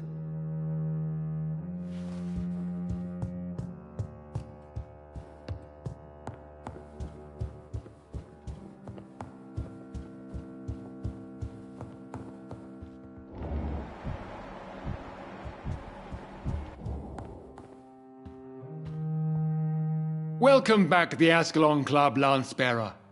Please, tell us the good news. Have you put an end to the epidemic? My hypothesis was correct. Doris Fletcher was the source of the contagion in this part of town. She was probably the first to be infected. And you cleansed her before the hunters, I've been told. Well done, Dr. Reed. You thrust your lance and pierced the very heart of the corruption. I'm just a doctor. The important thing is, we won a major battle for the survival of London. For that, we salute you. Thank you, my lord. Now, I have another task for you. One of the utmost importance. Perhaps even more so than the previous. I'm listening. It's time for you to perform a most sacred duty for the club. I want you to recruit a new vampire. Recruit a new vampire? Are you sending me on some sort of diplomatic mission? Not exactly. I want you to make Aloysius Dawson the Ekon he deserves to be.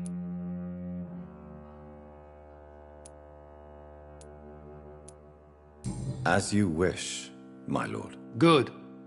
Now go. How would you like me to proceed? Aloysius is waiting for you at the Dawson estate. Once the deed is done, I'll join you there to celebrate this momentous occasion. Before I go, I have a few questions. All right, I'm listening. Why Aloysius Dawson? Because he is about to die, and he just may be the most influential man in England. After me, of course. Did he choose me? No, I did. My decision is very recent, to say the least, but it is entirely mine. Does he know I'm coming? He can't wait to become your progeny, Dr. Reed. Especially now that you have shown how strong your lineage is through your sister. How would you like me to proceed? Don't worry. Aloysius has had many years to prepare himself. He has studied our kind for decades. So shall I just let him drink my blood? Yes. Aloysius will gratefully sup on your blood. His heart will slow, then stop. But he will rise again as one of us, an immortal. Is there any danger? Our blood alters a mortal body so deeply that some don't survive the metamorphosis. They die for good. But Mr. Dawson has been preparing himself for a long time. You invited Lady Ashbury. Wouldn't that be breaking one of your cardinal rules? No women allowed. Not allowed as members, no. But considering the circumstances, I thought you'd like to have her here to witness your triumph. So it's a temporary admittance, then? Something of a bargain, considering the crisis we're currently facing. Goodbye, Lord Redgrave.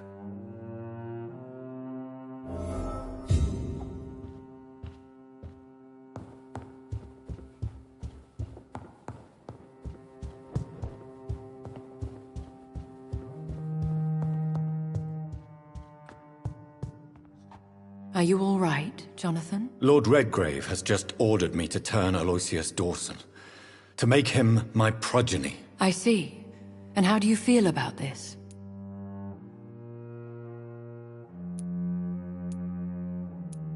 Aloysius Dawson is the richest man in England. He'll be a very useful resource for the club. The real question here is, why has his lordship given you this task? Do you think it's some sort of trap? Do you really want to know what I think about this? I do, yes. To make an immortal of a soulless blackguard like Aloysius Dawson will only lead to a disaster for London. The man is already dead inside. Should I refuse? Perhaps politely suggest that Lord Redgrave turn the man into a vampire himself. Don't you dare, my dear. According to what I've recently discovered, his lordship could kill you for even broaching the subject. Really? Why? I've recently found proof that the Earl of Bristol is of lesser lineage and only capable of creating skulls. Please tell me more about your recent investigation. As long as you lower your voice. Are you sure your information about Redgrave is correct? He says he's the progeny of the great knight William Marshall, who lived some 9 centuries ago. That's a lie. Lord Redgrave is unable to create anything but skulls, if the poor soul survive at all. How can you be sure the information was correct? I made the acquaintance of a most interesting informer while investigating your maker, from whom I learned the truth about Lord Redgrave. Why so vindictive? You suddenly sound like you're angry. Forgive me, Jonathan. I hate myself for it, but I feel such pride in my discovery. I'm afraid I just can't help it. Which is? He did serve William Marshall. And yes, the blood he covets as a token does truly belong to that legendary knight. But he was never his progeny. His lineage is not so noble. What would you have me do about Dawson? The man is dangerous. Did you know he plans to build a wall to separate the healthy rich from the sickly poor? Do not make him your progeny. What would you do? The man's dying already. Let the Reaper harvest the rotten fruit that is his soul. What would happen if I made Dawson an Ekon like myself? You would add a powerful immortal into a suffering world. An immortal who already craves authority. Maybe I could teach him control, like you taught me. Lead him down the right path. Mr. Dawson spent his life searching for a way to cheat death. I'm sure he has spent decades dreaming of how he'd spend eternity as a tyrant. Goodbye for now, Elizabeth. Goodbye, my dear. Please, be careful.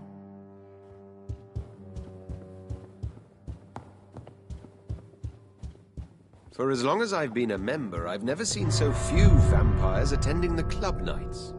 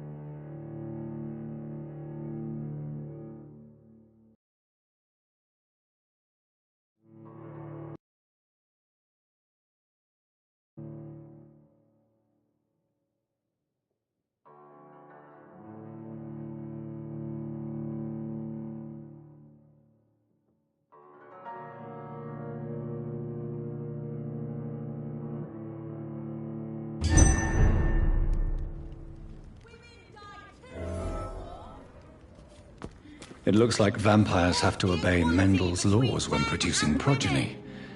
Powers pass from one generation to another. That's why Dawson wants me to sire him. His right to vote is only the first step.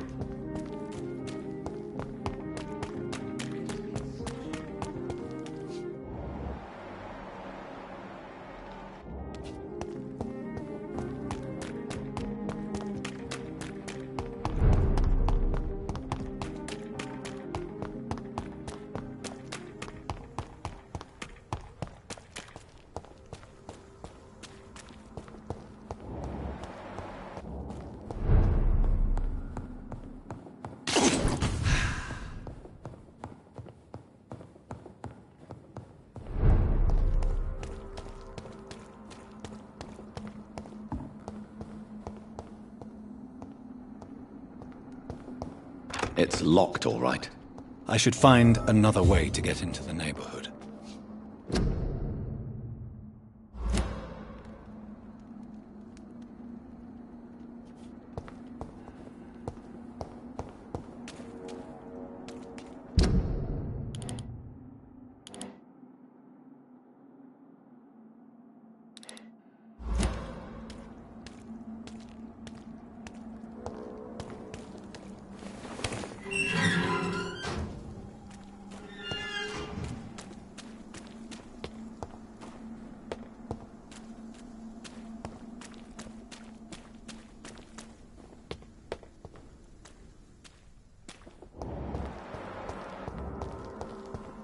I think this passage could lead me close to Aloysius Dawson's mansion.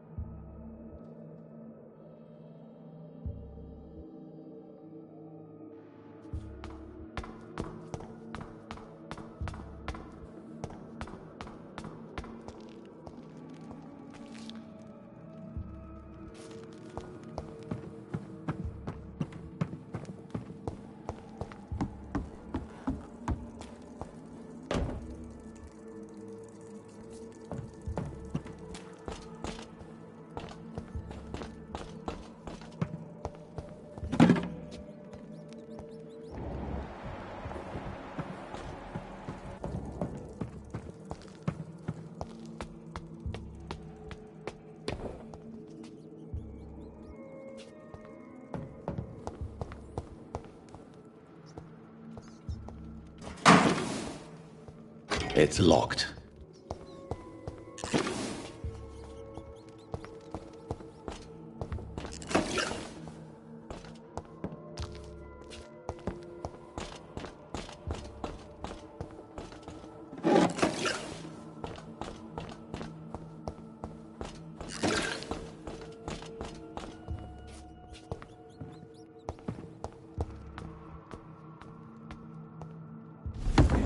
you traitor!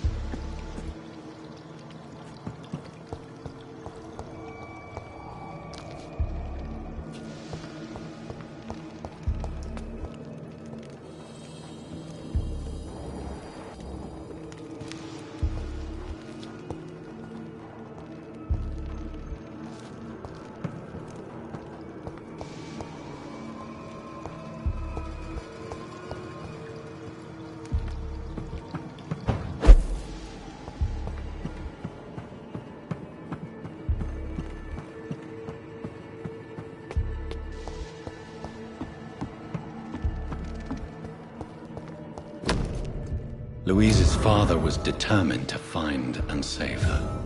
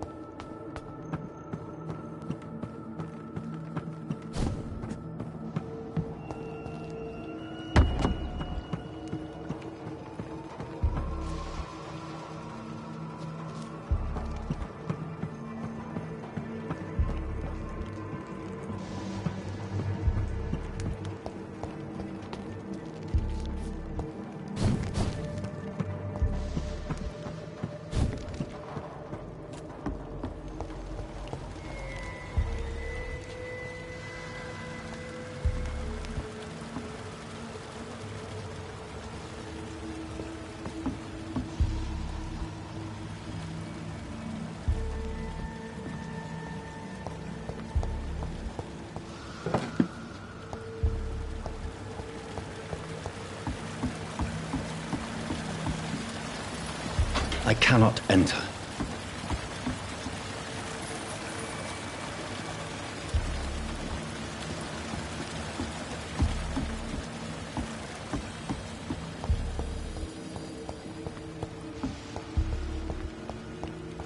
It's locked.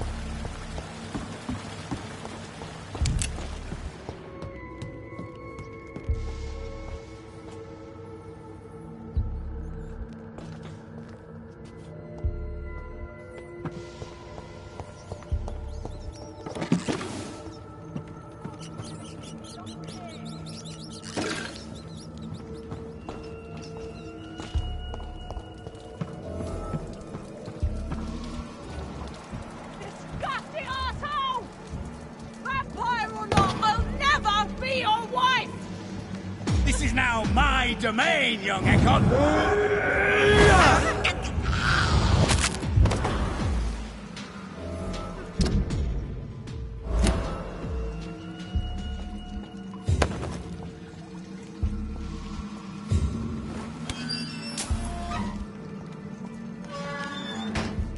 Miss Teasdale, are you all right? How do you know my name?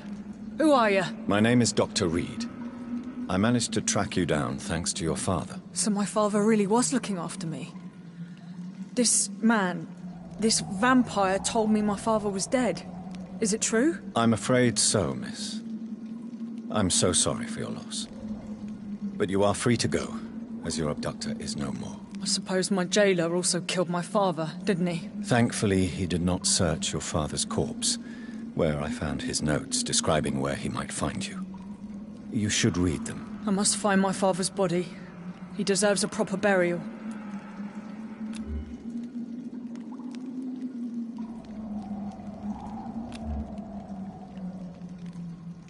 Goodbye, Miss Teasdale, and be careful. Until we meet again.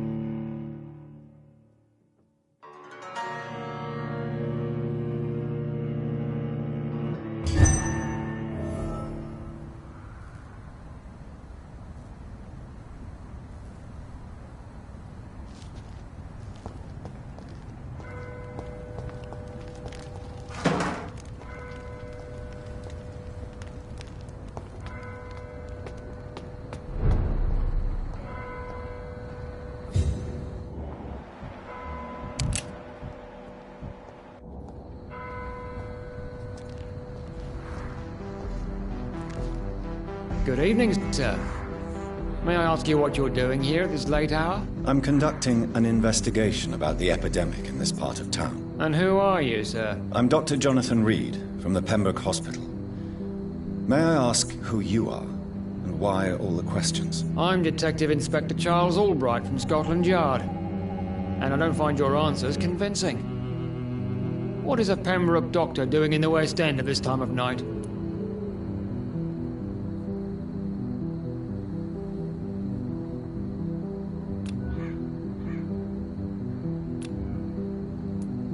I work for the Ascalon Club. Here is my permit to go freely about the city. The Ascalon Club? You should have said so, sir. I must warn you, these streets are dangerous, and you'd better be careful.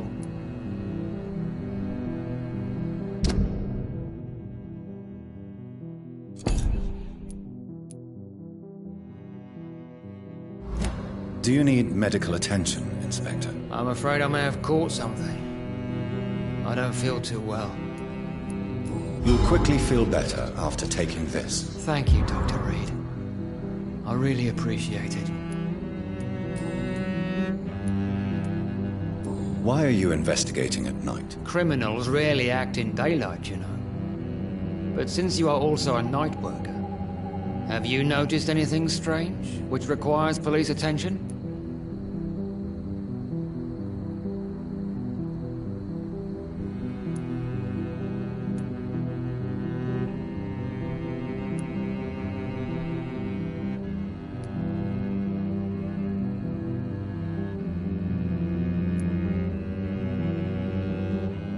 I'd like to report a name, Inspector. Jeffrey McCullum. I'm afraid he's some sort of vigilante, trying to recruit an army of angry citizens. Then I'll write the name down and transmit this intelligence to the appropriate office. Thank you, sir. What can you tell me about this district? I'm the one asking questions, especially when there's a killer on the loose. What killer? I'm not going to discuss that with the civilians, sir. Haven't I told you about the investigation I'm conducting? Perhaps I could help you. All right, without giving you too much information, I'll tell you this. I'm convinced there is a homicidal maniac on the loose, using the epidemic to disguise his kills. And what about the epidemic? We both know the situation is critical, don't we, Doctor? Colleagues of mine die almost every day. What are you really doing here? I told you. I'm a detective inspector from Scotland Yard, investigating suspicious cases in the area. Do you work alone? Yes. The situation is difficult for the police. Many of us are sick, and since the summer strike, most men apply a work to rule on their patrols. What about the situation in the East End? Why are there no police there to protect the civilians? I know, it's a shame, but we just don't have enough men to cover the entire city.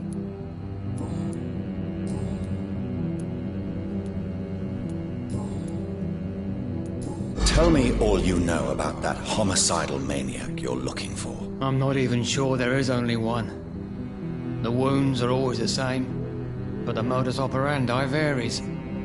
Sometimes violent and brutal, sometimes precise and swift. How could different killers inflict the same wounds? That's my main problem. If my theory is correct, maybe we're facing a group of individuals sharing the same violent tendencies. Perhaps a sadist cult.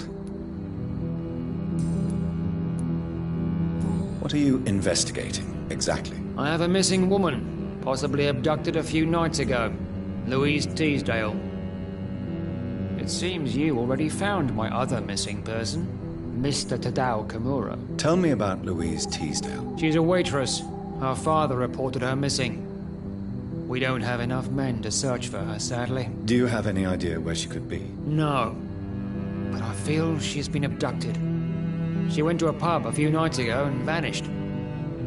I thought about the sewers, but I'm not equipped for such an investigation.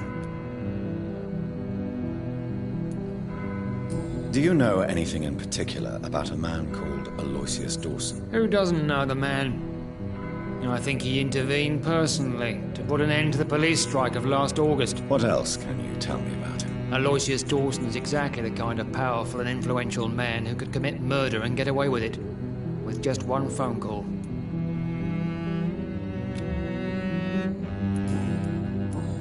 Goodbye, Detective Inspector Albright. Goodbye, Dr. Jonathan Reed.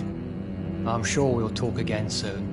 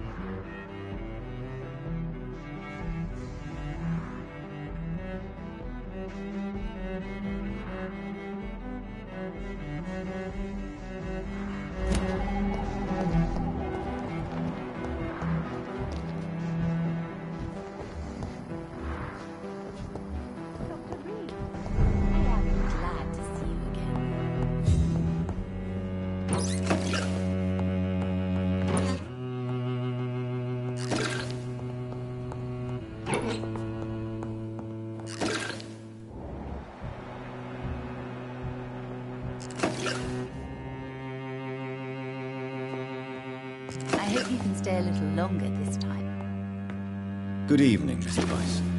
How are you tonight? Dr. Reed! I didn't know you had returned from the war. I had a new doctor when you left, but he's not as kind as you. Always glad to see a former patient in good condition. It's been a long time. Too long indeed. And as a token of my appreciation, I'll grant you the best price if you fancy buying anything from my humble shop.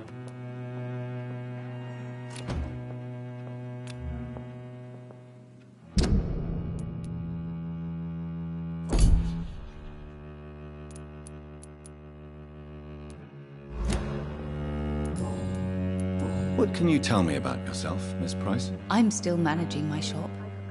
The only difference is, since the quarantine, we're open at night. You, on the contrary, seem to have changed a lot. Really? Have I changed that much? It must have been the war and the night shifts since my return. Don't get me wrong, Dr. Reed, you're still handsome. Just maybe a little bit wiser, more serious. It suits you well. Tell me more about yourself. No new fiancé? I remember you were hoping to get remarried. I'm sure you must have a few suitors. Who would marry an old bat like myself with a grown daughter and a little business? As you know, I only fancy handsome men like yourself.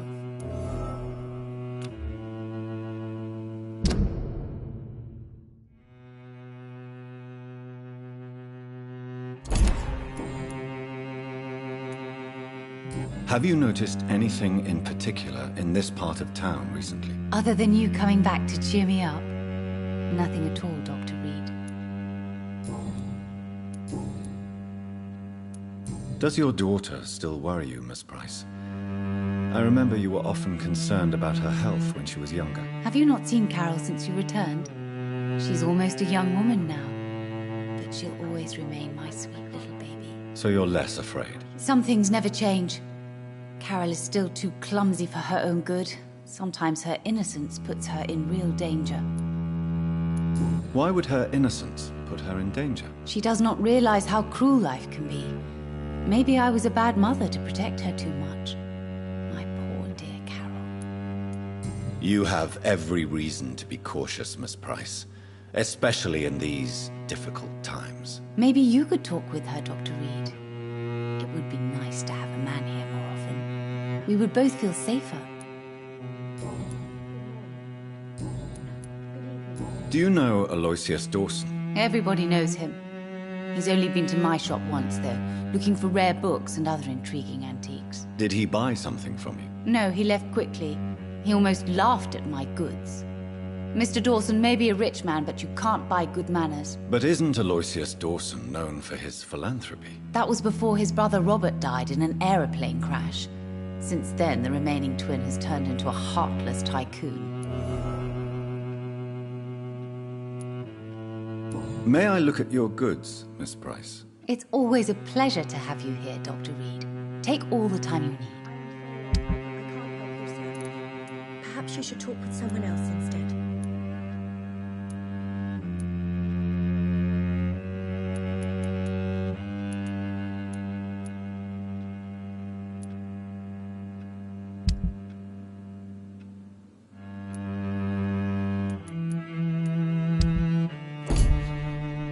Dr. Reed, I am glad.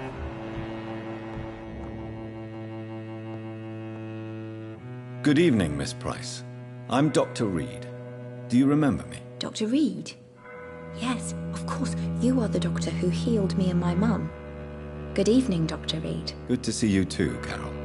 Are you all right? Oh, yes. I did not hurt myself recently. I know how to take care of myself now. I'm almost a grown-up.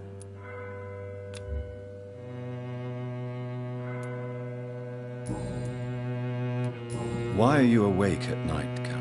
I am helping my mother in her shop. It's not easy, but I'm a grown-up now. I'm sure your mother is grateful for your help. I do the best I can. But I'm so clumsy sometimes. I drop things. I injure myself. It's a good thing my mother has the patience of an angel. Why is work not easy? Is something or someone bothering you? Oh no, most people are gentle with me. But I'm so nervous sometimes. I pay no attention and hurt myself. Good thing my mum learned first aid. Do you need my medical attention? Oh, please, sir. Do not waste your time with me. There is nothing to be worried about. Don't be shy. It's my duty to take care of you. Thank you, sir. Much obliged.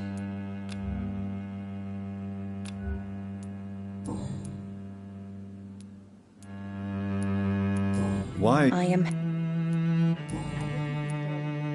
What can you tell me of the people living nearby? I don't speak to many people, except our customers. It's not easy to make friends. And with the epidemic, it's even more difficult. What can you tell me about the epidemic? Some of our regular customers have left London. Some others only send their housemaids now. Everybody fears the contagion. I've even seen men with weapons. Have you no friends at all? No. Mr. Nithercote used to pass by and was always nice to me. Does he not come by anymore? No. Mum said he was weird. Always reciting poetry about a girl he'd met in Whitechapel. I wonder who this camellia may be.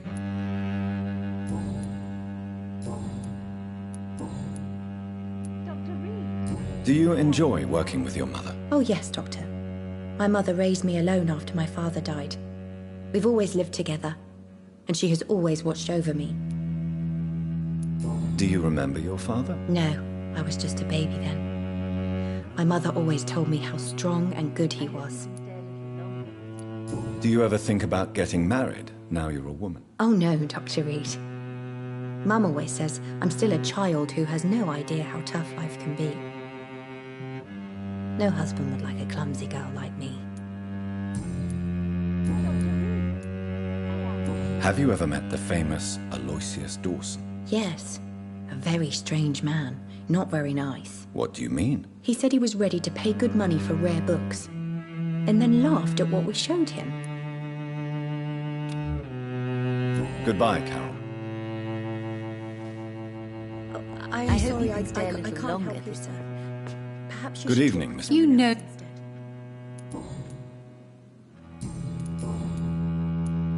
Carol's gratitude is exemplary. She seems determined never to leave you. I'm taking care of my daughter as well as I can. It's not always easy, but she's the best gift life gave me. But she'll probably leave you someday to live her own life. Will that be difficult for you? Why would she leave? Children sometimes stay with their parents until the end, for they know no one else will love them as much. Goodbye. Dr. Reed, I am glad to see you again. Goodbye. I am sorry, I can't help you, sir. Perhaps you should talk with someone else instead.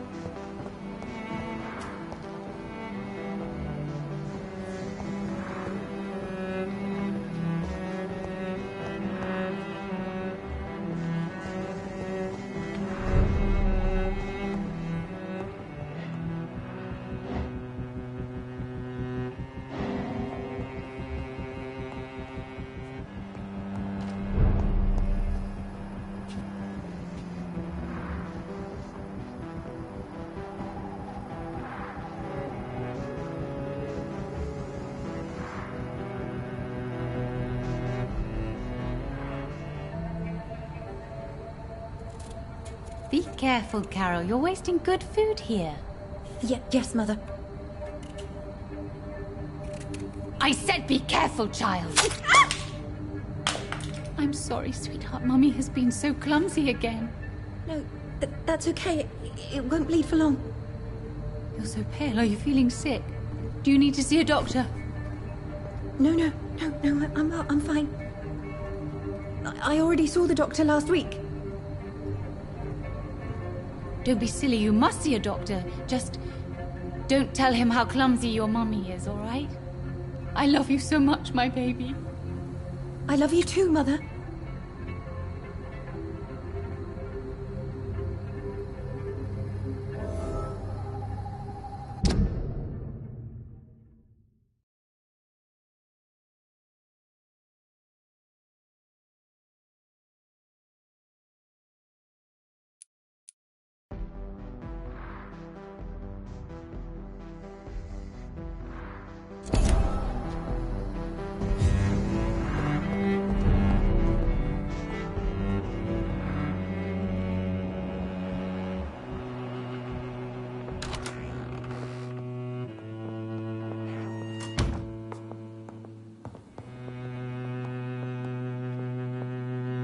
Good evening, Miss... You know...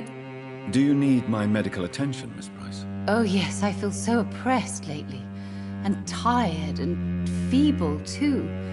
Thank you so much, Doctor. You're always so considerate. I'm just doing my job. Perhaps.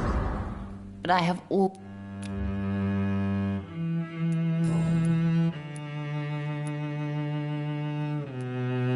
Tell me, Carolyn, do you often wound or hurt your daughter by mistake? No. I always thought it was Carol's clumsiness that caused these incidents. Maybe it's a family trait, Doctor. You really believe it's just bad luck and being clumsy, then? Of course, Doctor. What else could it be? I have nothing to hide. You are responsible for your daughter's many injuries and scars, Carolyn. You brutalize her, don't you? How could I abuse my own flesh and blood? This is nonsense. It would be like hurting myself. You really believe you've done nothing wrong, don't you? How long has this been going on for? I should have seen it when you were my patient. Seen what? Child abuse? Are you mad, Dr. Reed? I dedicated my whole life to my precious Carol. She is a part of me. Yes. Even her name is just a part of yours. This is a terrible tragedy. Something of an unknown disorder. My God. Abuse that comes from overwhelming love. I can't believe what I'm hearing. How dare you say something like that? What kind of a monster do you think I am?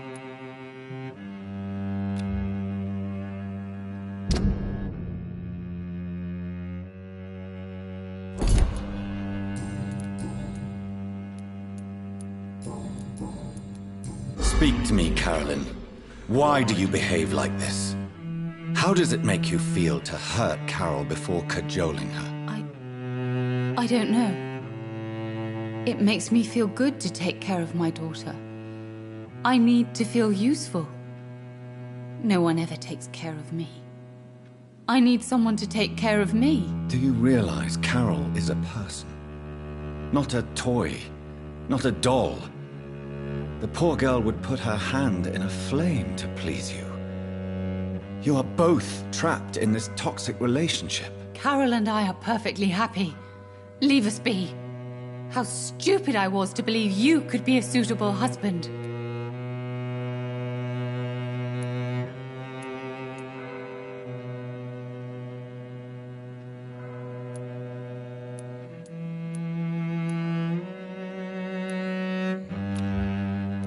If no one stops you, you will kill her. You will keep on torturing her out of smothering love until she breaks or you hurt her too much. How dare you? I carried Carol inside of me for 9 months. You men can't understand the bond between a mother and her child. I could kill for her.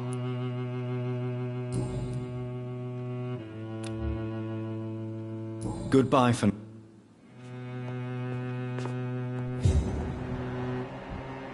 hope you can stay a little longer.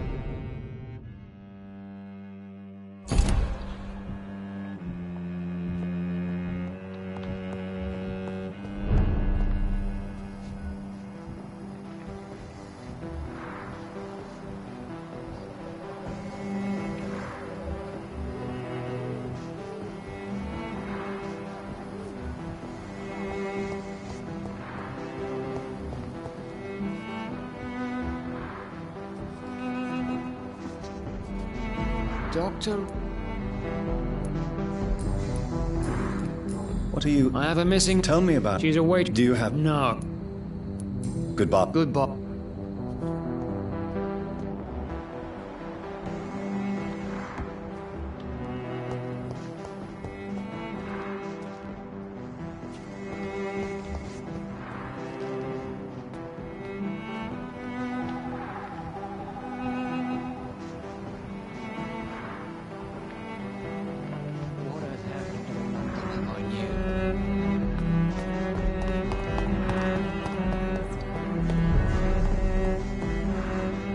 Good evening. Yeah. My mother will...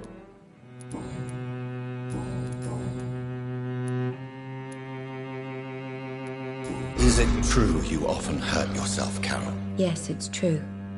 I try to behave, I really do. But one way or another, I always end up injured or wounded. I'm so stupid. Why would you be stupid? It's like I can't help getting under my mother's feet. That's how I end up being pushed, cut, or burned. You see, I'm a stupid girl, really. When exactly do these accidents happen? Ever since I was little. That's why I need to stay with Mum. I'm not capable of taking care of myself. You need to understand you are in danger, Carol. Your mother is responsible for all your injuries. That's a lie. She has always taken good care of me. She only gets irritated when I get under her feet. It's my fault. My mum loves me so much. Yes, Carol. Your mother believes she loves you as much as you're convinced she loves you. But you are both trapped in a toxic relationship that puts you in danger. What are you saying?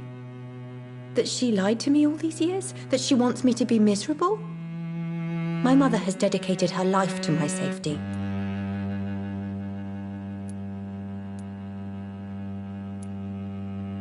You have always been in danger, Carol. And I'm afraid the situation will only get worse. Your mother is capable of killing her own daughter. No. My mum loves me and only wants the best for me. It's my fault if I can never do anything right. She deserved a better girl than me.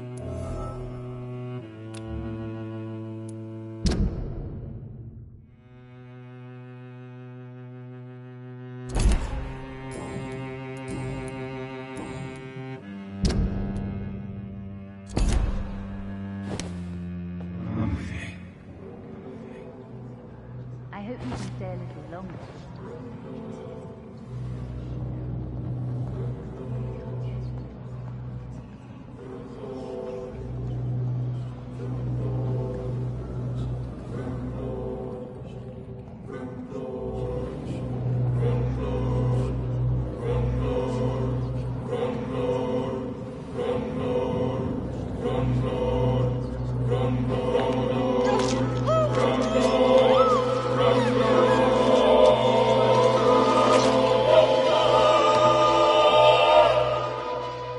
Mother, where are you?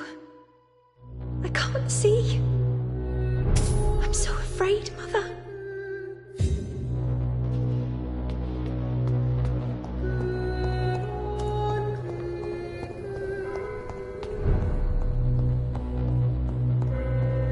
It's locked, all right. Good evening. You know...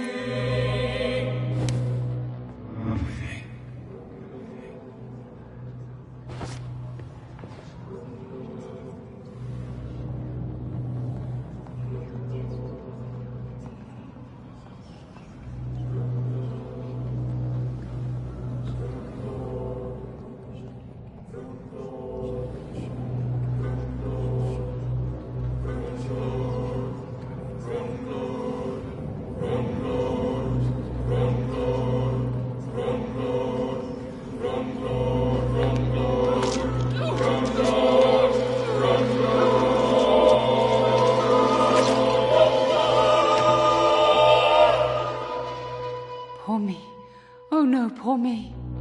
I'm dying. For real. No one will cry for me now.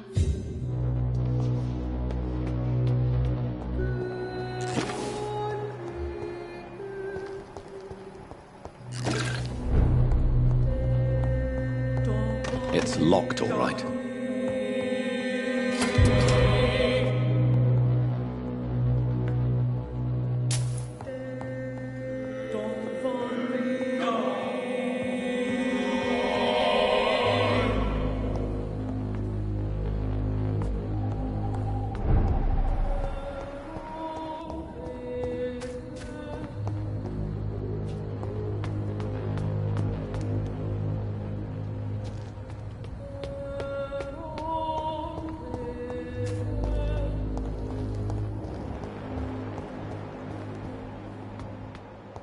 Seems violence and madness are now contagious.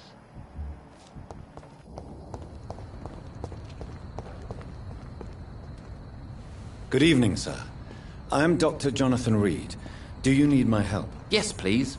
Would you be kind enough to tell me what the time is? That's all you need to know. Well, is it not important to know? As important as where you are? Or who you are? I suppose you're right. And who are you then, sir? I am Agamemnon Baker. Like my brother, I think we need to leave this city immediately. And my brother and I rarely agree on anything.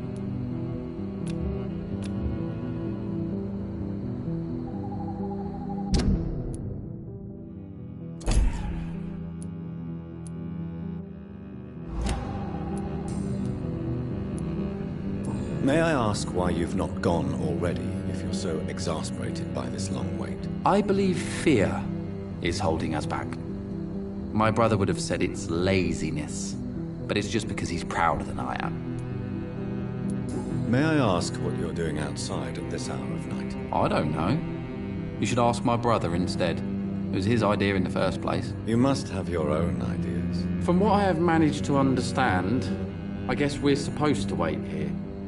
Waiting for someone to come. What can you tell me about this part of town? It's the only place I've considered myself happy. Or at least that's what I believe. Unfortunately, it's time to leave. Why is that? Because I'm not feeling happy here anymore. Are you?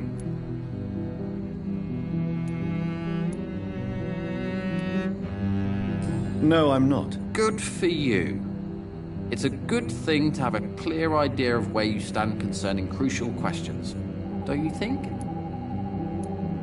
What can you tell me about your brother? He's older than me, I think. But the important thing is that I really hope I'll die before him. Grief would just kill me, you know? Is that all? Pericles is very attached to this city, and without my insistence, he would never leave this place. We don't often agree on anything, you see?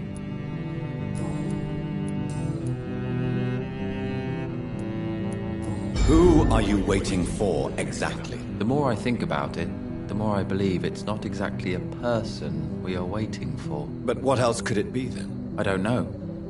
A feeling? An event? An impulse? How can I tell? Something that would allow us to leave this trap. I'm afraid I'm not following you. What kind of trap are you talking about? Have you ever felt like life trapped you in a role that does not fit you? That you are not in your place? That sort of trap. Trap? And you think leaving London will free you? At least it will give us the chance to be free. That's more than our present situation. Hope, Doctor. Hope is what truly drives mankind. What can you tell me about Aloysius Dawson? You should ask that question to my brother instead.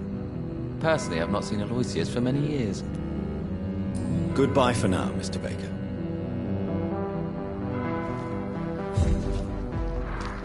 Good evening, sir. I'm Dr. Reed. Can I be of assistance? Dr. Reed? Dr. Reed? Is there anything wrong? No, it's just... your name sounds familiar. And your face. Have we met before? I think I would remember. So I suppose the answer is no. That's odd. I'm certain I've already heard of you. My name is Pericles Baker. Does that mean anything to you? I'm afraid not, sir. But it's a pleasure to meet you anyway. The pleasure is mine, I guess. I only wish I could remember when it was that we met.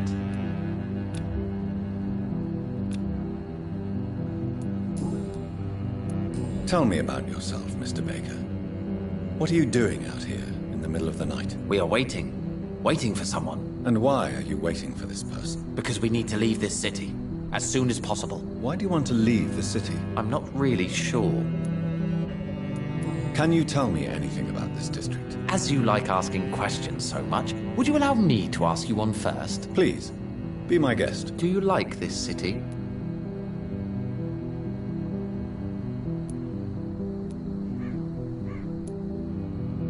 I don't know. I was born and raised in London, but I feel like a stranger here recently. You didn't answer my question, sir. But I don't blame you. Perhaps it's better that way. And what do you do, sir? For a living, that is. I stopped working when I decided to leave. When I realized what I wanted. Wanted something this city can't provide. But what were you doing before you took this decision? Does it really matter anymore? Considering the past seems so pointless to me. I have lived in this city all my life. And now I think it's over. Tell me more about why you want to leave London, then. I just don't belong here anymore. I had to convince my brother to leave London because I know we need to find another life out of the city.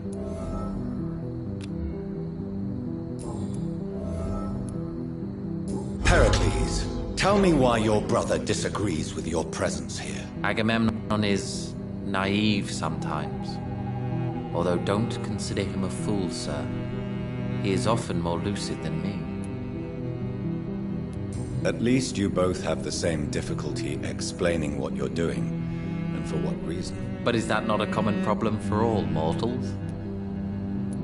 What can you tell me about your brother? If you are searching for a pleasant chat, you should speak with him instead of wasting your time with me. He's always been the more gentle of us. That's it? That's all you can tell me about him? For the time being, true kindness is the most valuable quality, my good sir.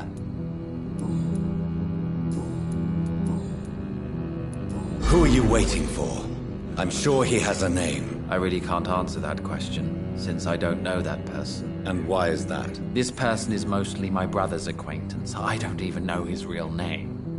Only that this man could help us leave this city once and for all. But why would you need this person's help to leave London anyway? Well, I thought we should have left this cursed place already, but my brother convinced me to stay a while longer, and here we are. What can you tell me about Aloysius Dawson? I've heard this is a man who has searched for his place in the world for a long time. I hope he found it. Goodbye, Mr. Baker. Hello. Good.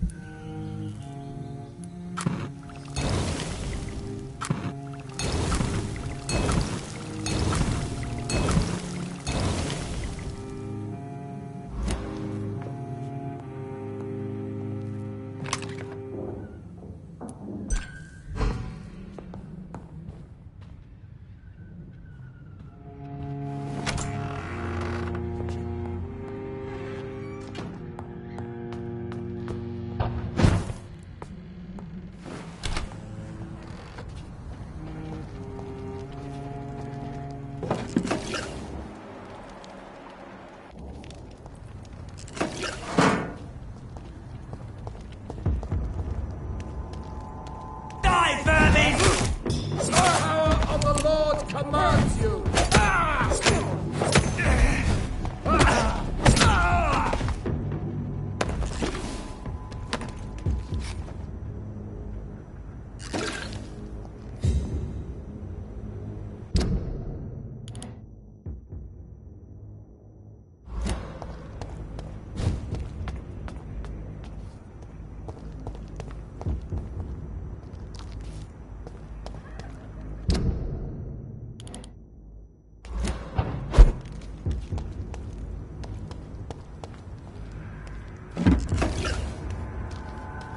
This is no place for you, sir. Let's pivot on!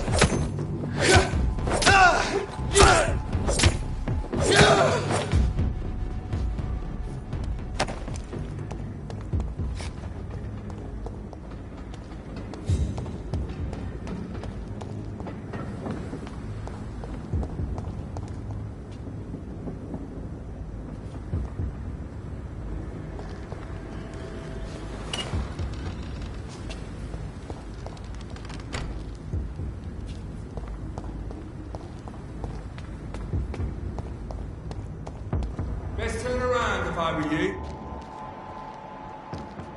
Are you deaf? Over there! There's one.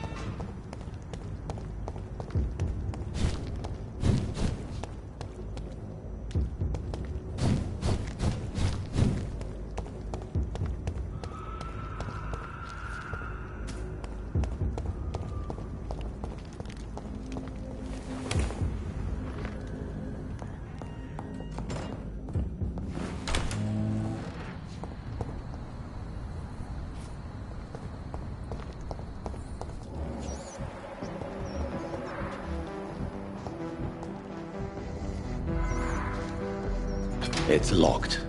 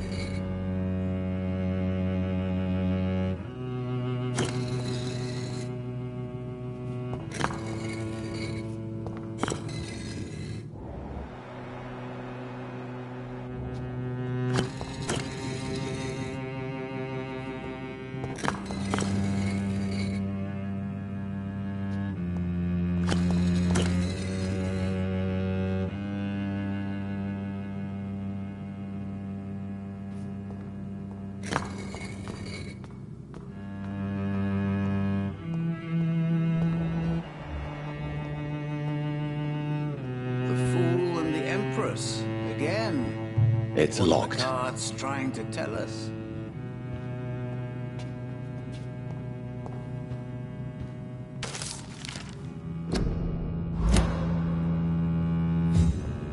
Jonathan Reed.